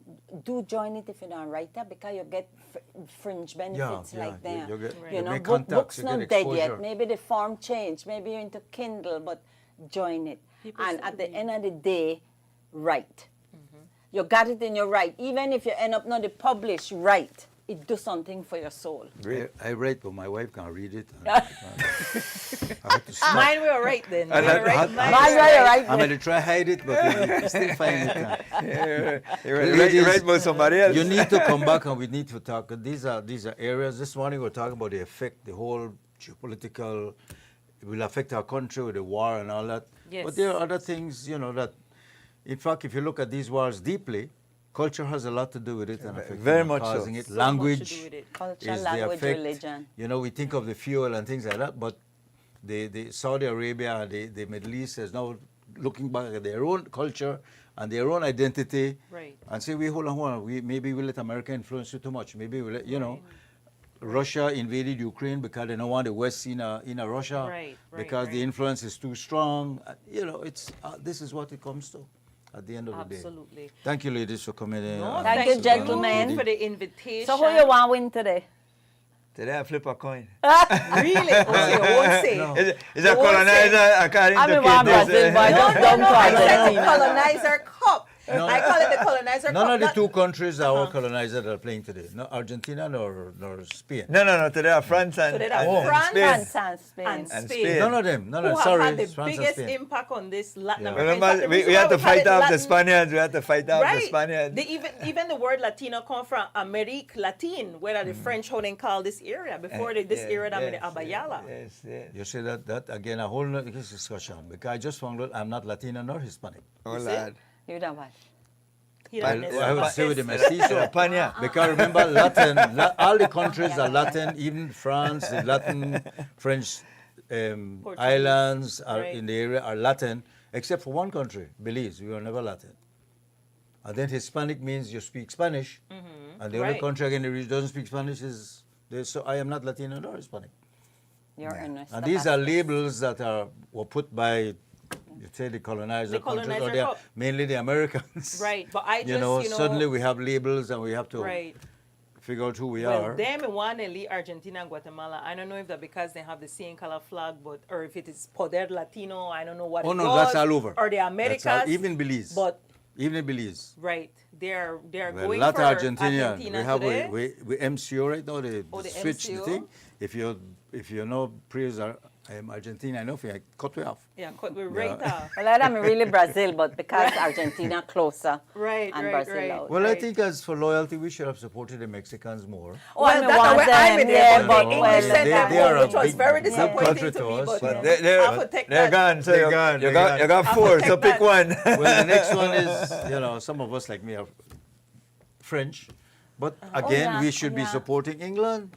I don't think Motherland. we should be supporting England, especially after they send No, in Mexico a World home, Cup, man. But I don't know. I don't know what to say. I just, I want people to enjoy, and whoever win, we are just. It's the best World It's the Cup best. ever in terms of turnout, and in Right. terms of viewership. Money-wise, it's the Right. most successful. It is Right. teaching about geography. Yes. You're teaching the Americans are learning about culture. Right. That there are different people in the world. Yes. They never know a Capo Verde, they nobody may know that. They're Senegal, learning. all of these. They had no idea who these people Right. are. A lot of DR. questions. I want Morocco DR and Congo. Israel, But also it's showing our bad side. Right, Racism come immigration up, policy. you find out now why Argentina is so white when it used to be black. All of Yeah, them things come up. yeah, yeah. But we learn. We Yeah, we learn. learn. We We learn. learn. And but doing what you ladies do and joining these regional discussions. discussions is what brings this thing to light and Right. make we Break time. Community. appreciate each other more. It was such an interesting conversation. Thank you very much. Thank you, We got way over gentlemen. time. Yeah. Thank you. Yes, 40 minutes after 8, we take a break and we come back.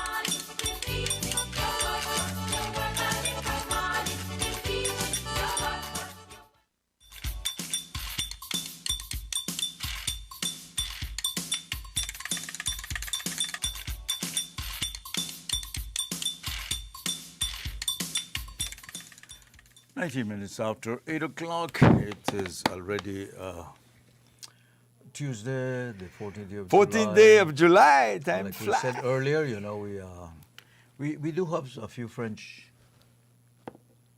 living in Belize. Not many, Not many. but they are here.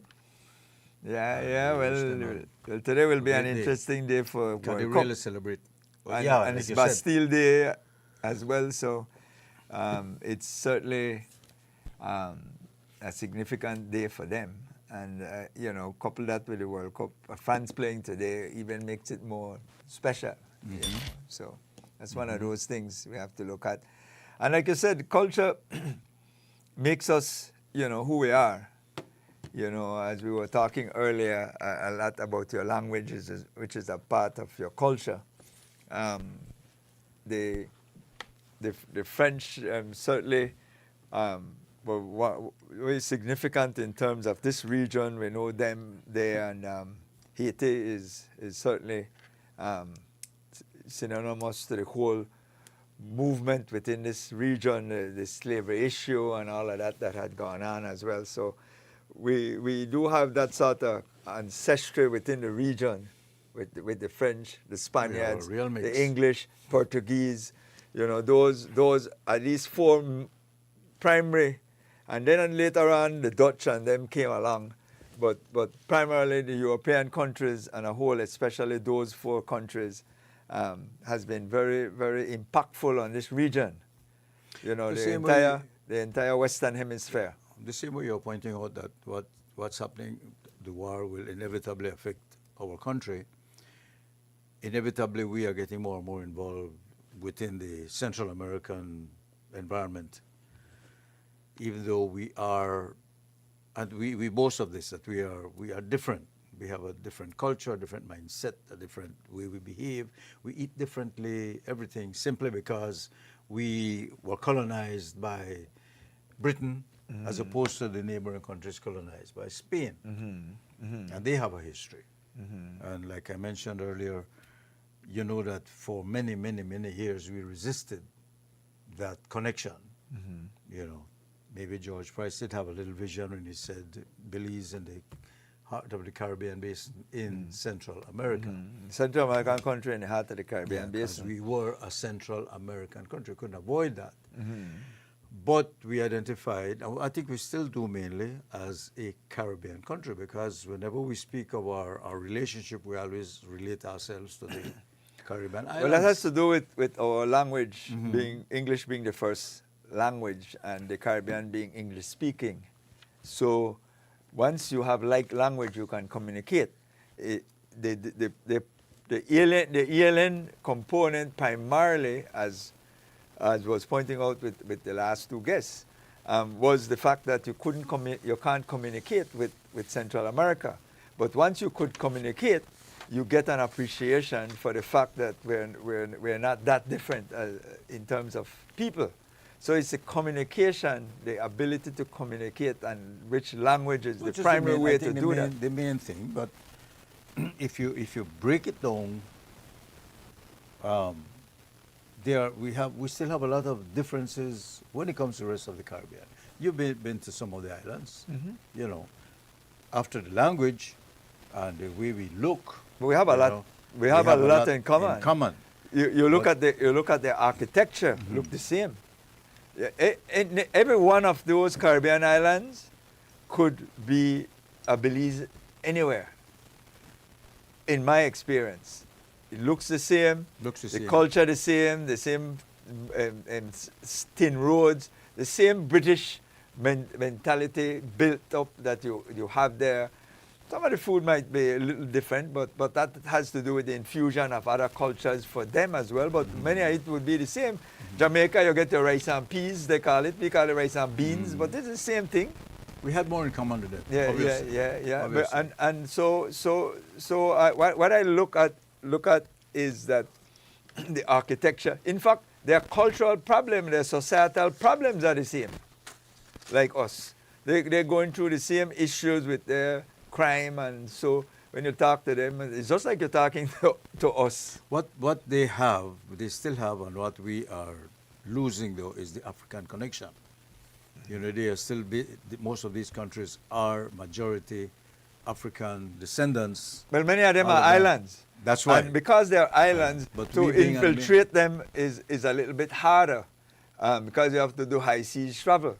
Walk across the border up and down for us because of the land connection. However, two countries that come to mind, Trinidad and Tobago and Guyana, highly influenced by Indian. And that has to do with the indentured labor that occurred early when the slavery was abolished and you start to bring in these indentured laborers. The Chinese, that happened in some parts of the United States as well, in particular San Francisco and those areas where the Chinese infiltrated as indentured laborers.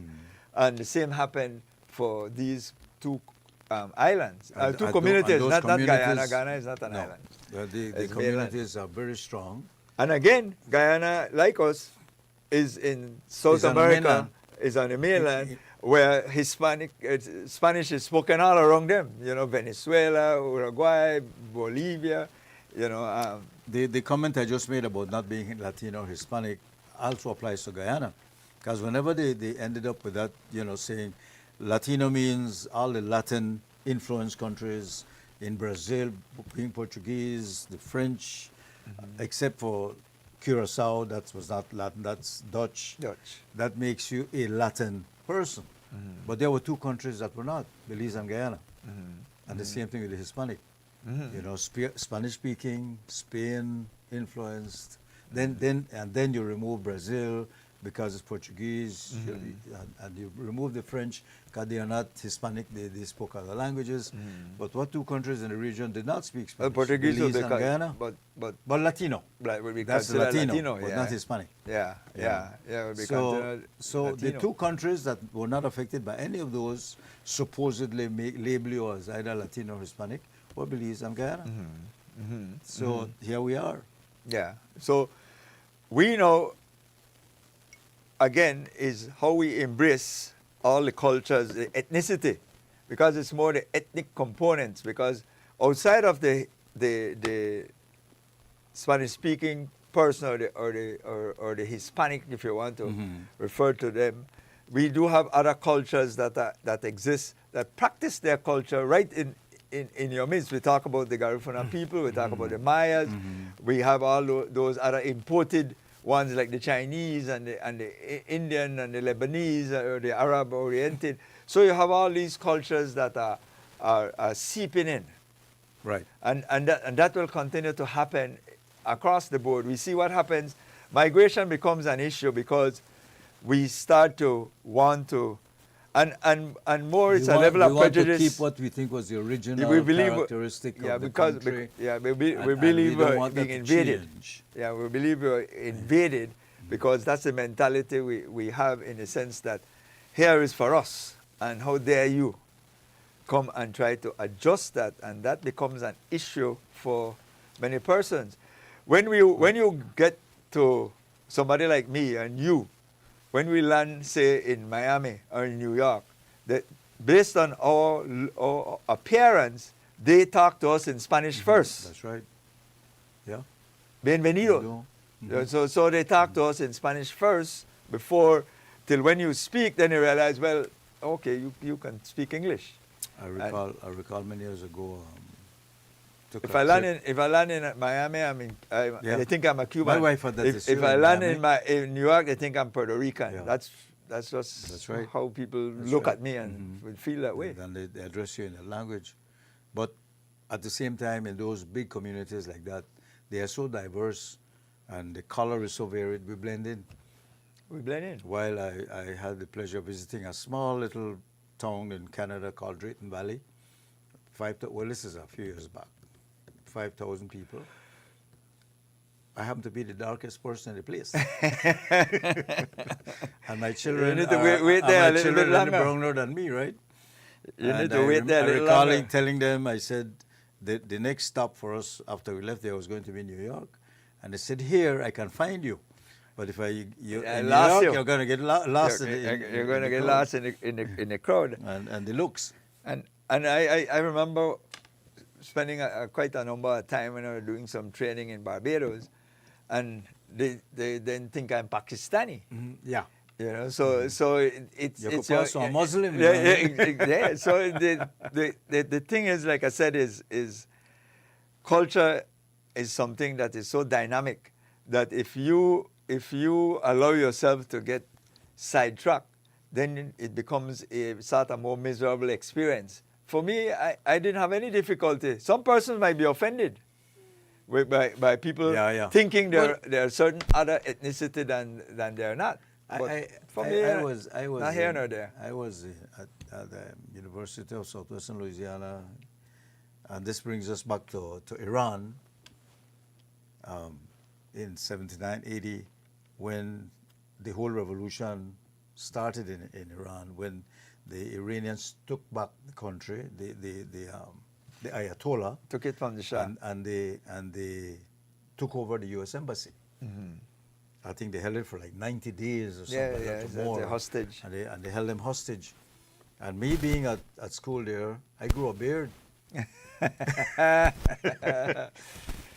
I grew a beard. I took it off because they started to call me Iranian. Yes, You yes, know, and I then said, that- what? No. Yeah, I because became the enemy. yes, and that could be dangerous. Because these people become radicalized in their mentality, and when you become radicalized, you become violent. Well, this is where we are now. This is what's exactly happening today with many countries across the world. 31 minutes after 8 o'clock. Let's take a break, and Troy and I will be back. So check your mic, I think.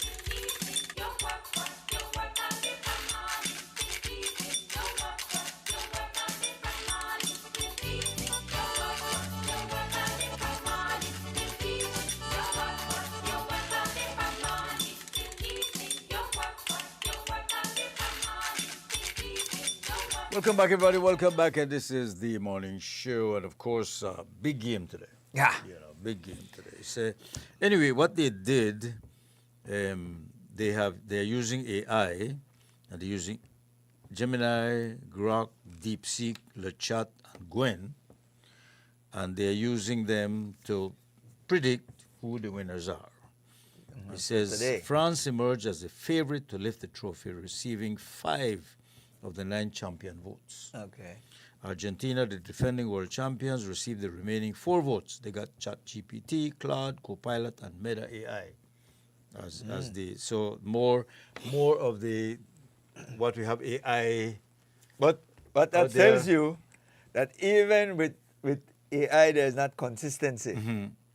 That they have different views. So Right. So whatever algorithms they're using and information they're using, they're coming from different sources because you're getting different outcomes. They look at team strength, squad quality, coaching, historical performance, and the team's And they still get performance differences. during the current tournament.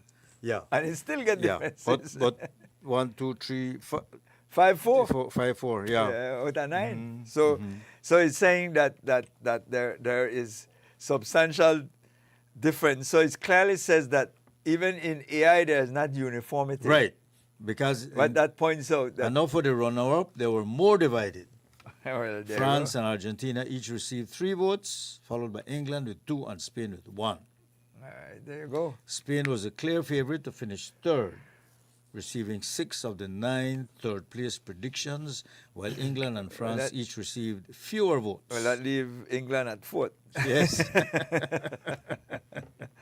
Because remember, you'll have a first at third place game 2. Right.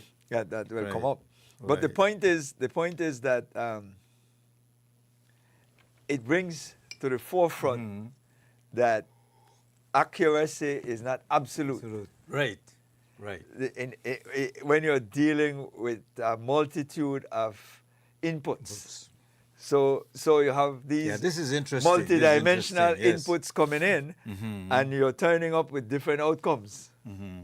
So that, for me, is saying that you have to be. It's still AI still left it up to chance. Yep.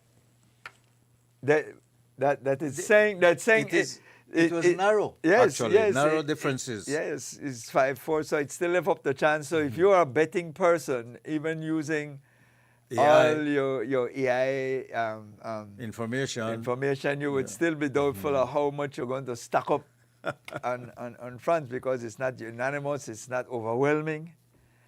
And so it leads to us that at the end of the day, certain things are still going to be left up to intuition and chance. And that's what betting is. It is a game of chance. And we have to understand that while you have all of these dynamics, people like us, I don't know about others, but I play things like some of the fantasy football and so as well. And you pick your team. And you do it in a level of utilizing some level of science. You look at the players, you look at their performance, and you're able to draft them, put them and move them around during the season who were performing. I have It's a very family tedious. member that plays it. and Yes, he does do I well. play it intensely. I play in a group right at this point in time, and we have a pot of money. Incidentally, that's how it works. Incidentally, I won That's last how it works. the NFL season I played. I was the one who won this time around. Okay. This last season. And you're playing within the country or? Yeah, with only people, because in the we Belize? all pool the money together. Right.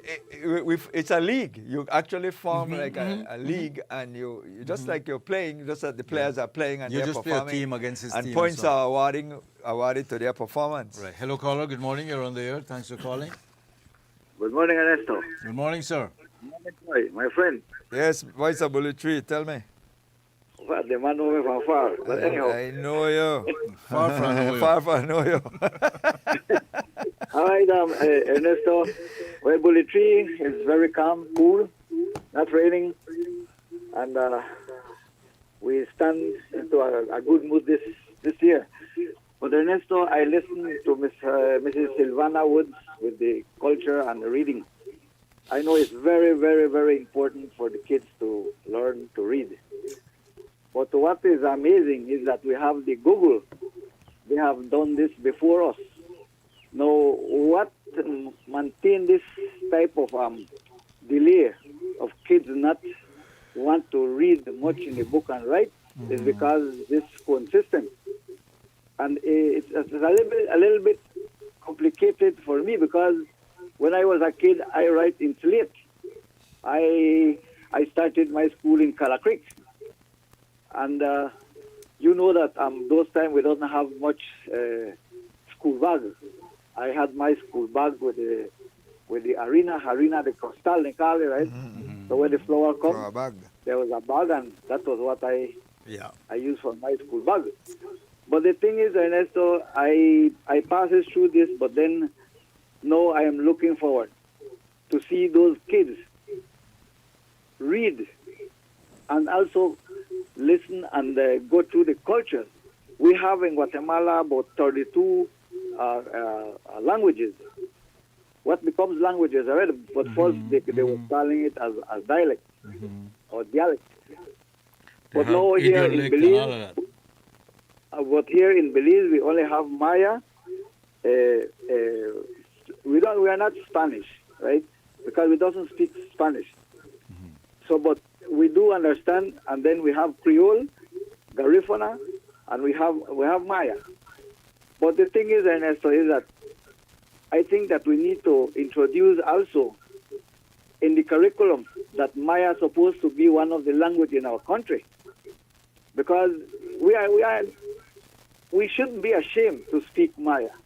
We shouldn't be ashamed to speak Garifuna, because that is how our identity is in the country of Belize. So I think that we need, because here in Bulitri, I was surprised to see a colored person speaking Maya. When I went to Dangriga, I worked in Dangriga for nearly 8 years, and I saw a gentleman sitting there with a Mayan person and speaking Quechua. Yep. So it's not a shame. It is something that we need to progress in our country. Go forward, you know. But I spoken to some kids and say, I don't want to speak Maya. I am ashamed. I tell them, no, you shouldn't be ashamed. That's our language. That's one of the languages that is more nice than Garifuna in several parts of the world. And the other part is, Ernesto, you know for a fact that you are Vasquez, I am Vasquez. And our family, I know we are family. Our family were from Tenosique, Tabasco. So we are more Mexican blooded, right? But we grow in Belize, we love Belize, we like Belize, and we live here, so we'll die here, and we'll die for Belize. But this is what my contribution this morning, Ernesto and Troy. So I keep on, and Mrs. Woods, keep on going, don't give up. I know about 32 years, I am 60 plus, but then we're still going there. We're still keeping alive, and I'm trying to motivate this through the media. I cannot do writing and so forth, but I'm trying to do this through the media. Thank you very much, Ernesto. I met a lady from Bulitri a couple of weeks ago. I think she's a nurse at the clinic, and I want to say hello to them again. Okay. Because we have apparently we have a lot of listeners in Bulitri. Bulitri, yeah. Well, the issue is that we have moved out. I don't know if the level of if there's a level of shame for not wanting to talk other languages. It is work. You have to put in work to study other languages, and so that's really the impediment. I've been working on French for like 30 years. Yeah. English is a hard language to... English is the most difficult. Difficult language, you know. Think about us even trying to speak English, the level of tone and indifference that it has, and similarities in words and double meaning and all of that. It is a very, very significant language that is, because it draws from every other languages. Every language, yeah. And it becomes a dominant language. And it's not how do you say it doesn't follow a pattern like other languages. You know, Spanish, French, it's basically, it follows they all follow a pattern, the tense, the gender, and so on. The English doesn't do that. Yeah, you could shift things around in the English language that creates confusion even for English speakers. So the House and mouse are pronounced the same way. The plural of house is houses. The plural of The mouse mice. is not mouses. no, no, You know? no. That's only Yeah, one example. yes, You have yes. tons of those. Like that. Yes. Hello, caller. Good morning. You're on the air. Conversation. Good morning. Good morning. Morning, morning. Yes, good morning. Hello. Good morning. Hello. You're on the air. Belize, here in Belize, we are blessed with two beautiful languages. The two languages that are mostly spoken all over the world, and we do not take advantage. And one of them that is behind is Spanish. We are a beautiful melting pot of culture and of language. And Spanish is being given to the children, is been taught to the children at an older age. And I have always sat back and look at this because they grade the children very low on Spanish. But why is it not taught in our school? Because if we look at this, Spanish is the second language in the entire world. And we are blessed with Spanish. But both of them, not true? Creole is beautiful. That's part of our culture. Let's not put that behind. But Spanish and English, come on. They don't get the Let's priority put they it deserve. in huh? our kindergarten school to high school, not put it at middle of the high school and then undergrade the children. Yeah, yeah. It is both language are what I would consider the business languages of the world. Yeah. Thanks, caller. You know, The Guatemalans send their kids over here exactly. to school. Especially And they with want- those persons they in a worry about patent, the because I English. want them to They learn wanted the to learn the English. English.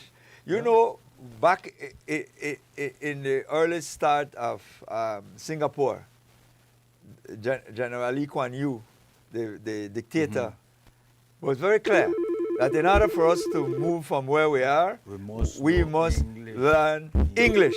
That's the business language. You know which is the largest English-speaking country in the world? China. Morning, Troy. Yes. Hello, caller. Good morning. True. I'm dealing with all these kids out here, but I'm listening to you as well. I just want to address to that lady, she needs to get herself right. I don't want nobody to offend this country. We speak more than one language here. Our English, our Garifuna, and our Spanish. And we also must acknowledge our Mayans and Quechua around. We are a beautiful country But she with didn't say different anything ethnic- wrong, Father. No, she didn't say different nothing. ethnic people. I don't care. This is my Yeah, intake. I know, but want her no fight to the lady, man. Yeah, only the lady- two language. It's not only two Yeah. languages. No. That's not what she meant. No, she never That's said not what that. she meant. No. He never said that, That's not man. what she meant. No. So Wait. I address it. Right No. now I have children from all Yeah, different but they never countries said that, listening to though. me here No. with No. me today. So, and a lot of people out there are saying the same thing. So we want to work together to continue to know that we have a different ethnic people with so many different languages. And we are beautiful in colors. That's what make us different. Colors. Okay. Look at our flag, the Belize flag. It has different colors. We are unique. We are a country with Creole. We also have, for our language that we don't speak much is Creole, and also Spanish and Garifuna, and Okay. Mayans and Quechua. All right. Thank you. Thanks. Good morning. Sure. That's not what she said, though, that's not Father. what she I think referred to. she said the two large spoken Worldwide language worldwide. languages, we have them available And he said here. we speak them, and so we need to try to capture the opportunity that exists. But That's that right. was not downplaying any other languages. But we can't say Maya is spoken worldwide or more. We can't say Garifuna or Creole. But we do know Spanish because of any other languages in my interpretation of what she was saying. So it's not an issue to take issue with her. She was just stating something that she considered to be factual. That's true. You know, when you think about that, none of the Central American countries have that to that amount, and I'm sure there are a lot of English-speaking persons in those countries. I look at the Caribbean, same thing. Yes, they're They probably don't have a lot bland. of They're Spanish. probably yeah. bland with Spanish. Yeah, with Spanish. Yes, You know. yes, they're probably bland outside of the DR and Puerto Rico, which are not necessarily Caribbean. And considered anywhere in the world we CARICOM. go, that gives us an advantage. That Yes. English-speaking Yes, yes, advantage that we have. and you get double advantage if you can speak Spanish. so people that are bilingual has a very good advantage throughout the world. They can blend in. They can get to Miami. They blend in because I would dare say almost 3/4 of Florida, especially Miami, is Hispanic. Yep. Speak Spanish. You get to areas in New York and so where the Puerto Ricans dominate. And so wherever it is you move wrong in Texas. If you follow music worldwide, Spanish music, Latin music is very, number one. very popular. Hello, caller. Good morning. You're on the air. Good morning, Mr. Vasquez and Dr. Gal. Yeah. Yes, What? You don't sir. give me a doctor, man? All right. All right. Yes. Yes, man. Give Ernesto, give a handle, man. Mathematical doctor. Yeah, the Spanish, as I know, I used to be a traveler in my younger years, and I realized a lot of people say, oh, you can't go to Guatemala because they don't talk English, and you're surprised when you go there. People speak German, English, French. I was really surprised when I traveled around the areas of the airports and other villages that's called, it's one by one name, Otameni, Quetzaltenango. When I went there, I was surprised that the indigenous people is talking in German, French, and English. Okay. Right? So, but Latin America has been conquered, dominated, exploited by Spain, and that's the reason why the language is there. Yes. The Castilla, as well also is known as Castellano, because the Castilla people from the province of Castilla was the one that came to Latin America and do whatever they want with it up to this day. Castilian Spanish. But huh? No, I said I used to refer to it as Castilian Spanish. But it is, because Castellano. the only people that came to the shores of America, Central, South, was from Castilla, the province of Castilla. Pedro de Alvarado and many others. Okay. Yeah, well, Yes. I just try to share because I believe that in this university of life, I share the little I know and I learn from what you know, and right so. No, but Right. because you travel, you have a different appreciation, especially when you live in of certain course. areas for extended period. You have a greater Well, appreciation for Oh, various sorry. cultures. Yeah. But you know, I was surprised too. Uh-huh. Maybe I shouldn't surprise that starting from Belize, whenever I move around in any area, especially the Keys, West or North, I get by easier simply because I speak Spanish. Yes. Like people just welcome me faster than if I was only talking English. Yeah. Yeah. And it even happened in Chicago. It happened in Miami. I had a little problem at Chicago, downtown, and a little problem coming back from Chicago to Miami by Greyhound. And the Spanish-speaking people were the one that came to my rescue, not the English-speaking one. Yeah. And you Even at the and you do have a Spanish accent from my Yes. The customs, You have the a Spanish customs accent. department in Miami, they gave me immediate, the Cuban people, they give me immediate attention. The American people were not interested in taking care of me or at least assisting me. It was the Cuban custom officer immediately helped me and showed me the way. Yeah. But anyway, I'm so happy to listen to your program. And I beg you again a favor. Can I send a message on the air? Go ahead. Sure. Okay. This is a message for Jasmine Shoman, former deputy mayor. Jasmine Shoman, if you are anywhere in Belize, please call 604-7806. This is Adam. Thank Okay. you. Okay, All right. you're welcome. Sure. Yeah. Well, I don't think Yasmin is in country, but this program goes worldwide. Yeah. Hello, Carol. Good morning. You're on the air. This is Love. Morning, Ernesto. Morning, Troy Lascelles. Yeah, Hi, Lascelles. Lascelles. Morning. I have an idea. Tell me if it makes sense. Remember back when the British was in Belize, they way how they control crime or whatever issues after they have, they used to bring in police from different places like Jamaica, like Cayman. If they went from Belize, the commissioner of Cayman was from Belize. So they don't have that kind of, I know the politician, they control everybody who they put people in place. And so I really look at the thing with concern CARICOM. I think Ms. Barnett is out there. I think the thing with CARICOM, they should discuss some things like this where we could have maybe key position where you see like how you got magistrate, judges, and how the accountant general or whatever, certain positions we have, we're not controlled by the politician, but they report to the house. Maybe we could have where we have, like say the ombudsman, different position where keep it on the straight and narrow. We could get people from other Caribbean country, another Caribbean country, we get people from us. And we have these set of people who hold these positions where we could trade them from one country to the next country. And then you know they stay for 5 years or whatever, next one come or whatever. So that way you have that, even the Integrity Commission or committee, whatever it is you have, so that you could have some kind of charity or honesty in these department or whatever. And the above board type things all around the country, no? I don't know what you think. Well, it something like that flies in the face of nationalism. If you're a nationalistic person, but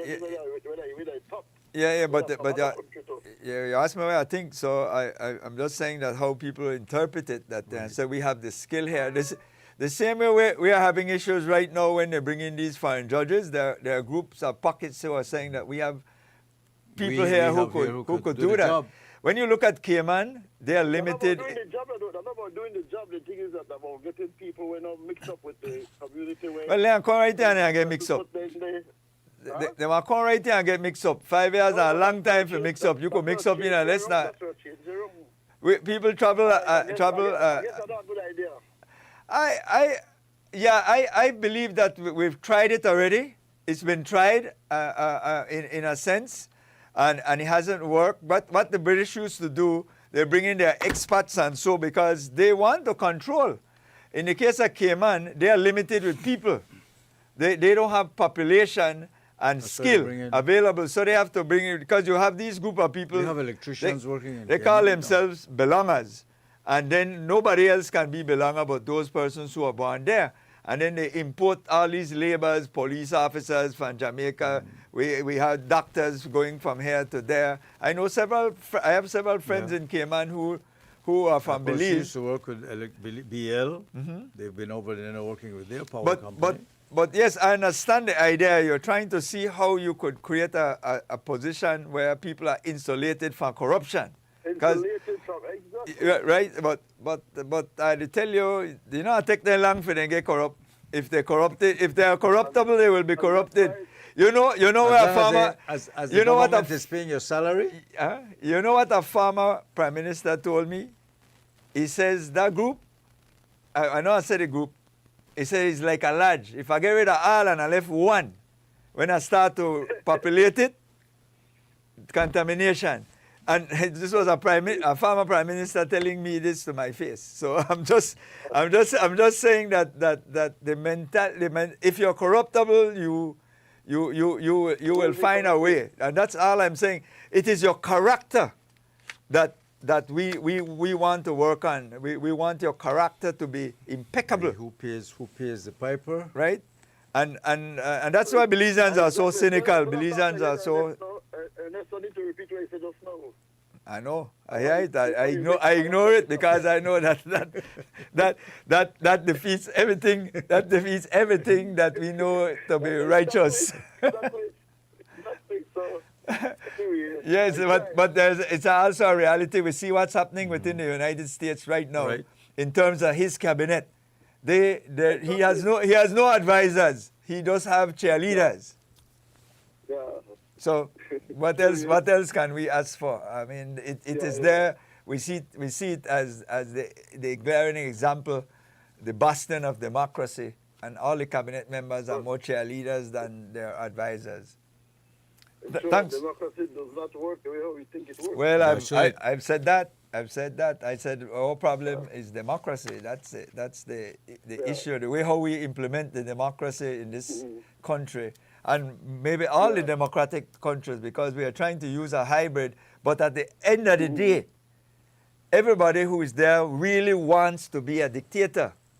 They really want not to be blocked. Why They don't want to be opposed. They want to keep the power. They want power, and power means nobody will oppose me. Yeah. Right? But Anyway, so- guys, so- I have the power here. Yeah, all right, then later. Yeah, Ernesto is becoming dictator like. It's 9 o'clock. I want to say thank you to Arvin Arana, who did a good job as usual, and me and him were here late. And He just come back from New York. Yes, he come back. Usually he come back. Earlier, I think it No, was New York he I was. think. Yeah. Usually you come back tired from the vacation, so Yeah. you need vacation from the vacation, right? So we want to thank Armin, we want to thank our master control operator, William Marshall, who just come back Just as come well. back also, yes, So he was in further. Miramar, as well as our producers, Manuela Ayuso and Richard Herbert, and also Andrew Jones for streaming. Of course, our callers, all our guests this morning. And we can't leave out you, our viewers and listeners, throughout the length and breadth of this beautiful jewel of ours. Those of you who streamed as well, glad you could join us. As usual, I always say, come back again tomorrow, where we hope to do this all over again. Be just kind to somebody for today. you. Belize And beyond. and beyond. Thanks for choosing us. Bye-bye. Good morning, Belize, and good morning. I say good morning.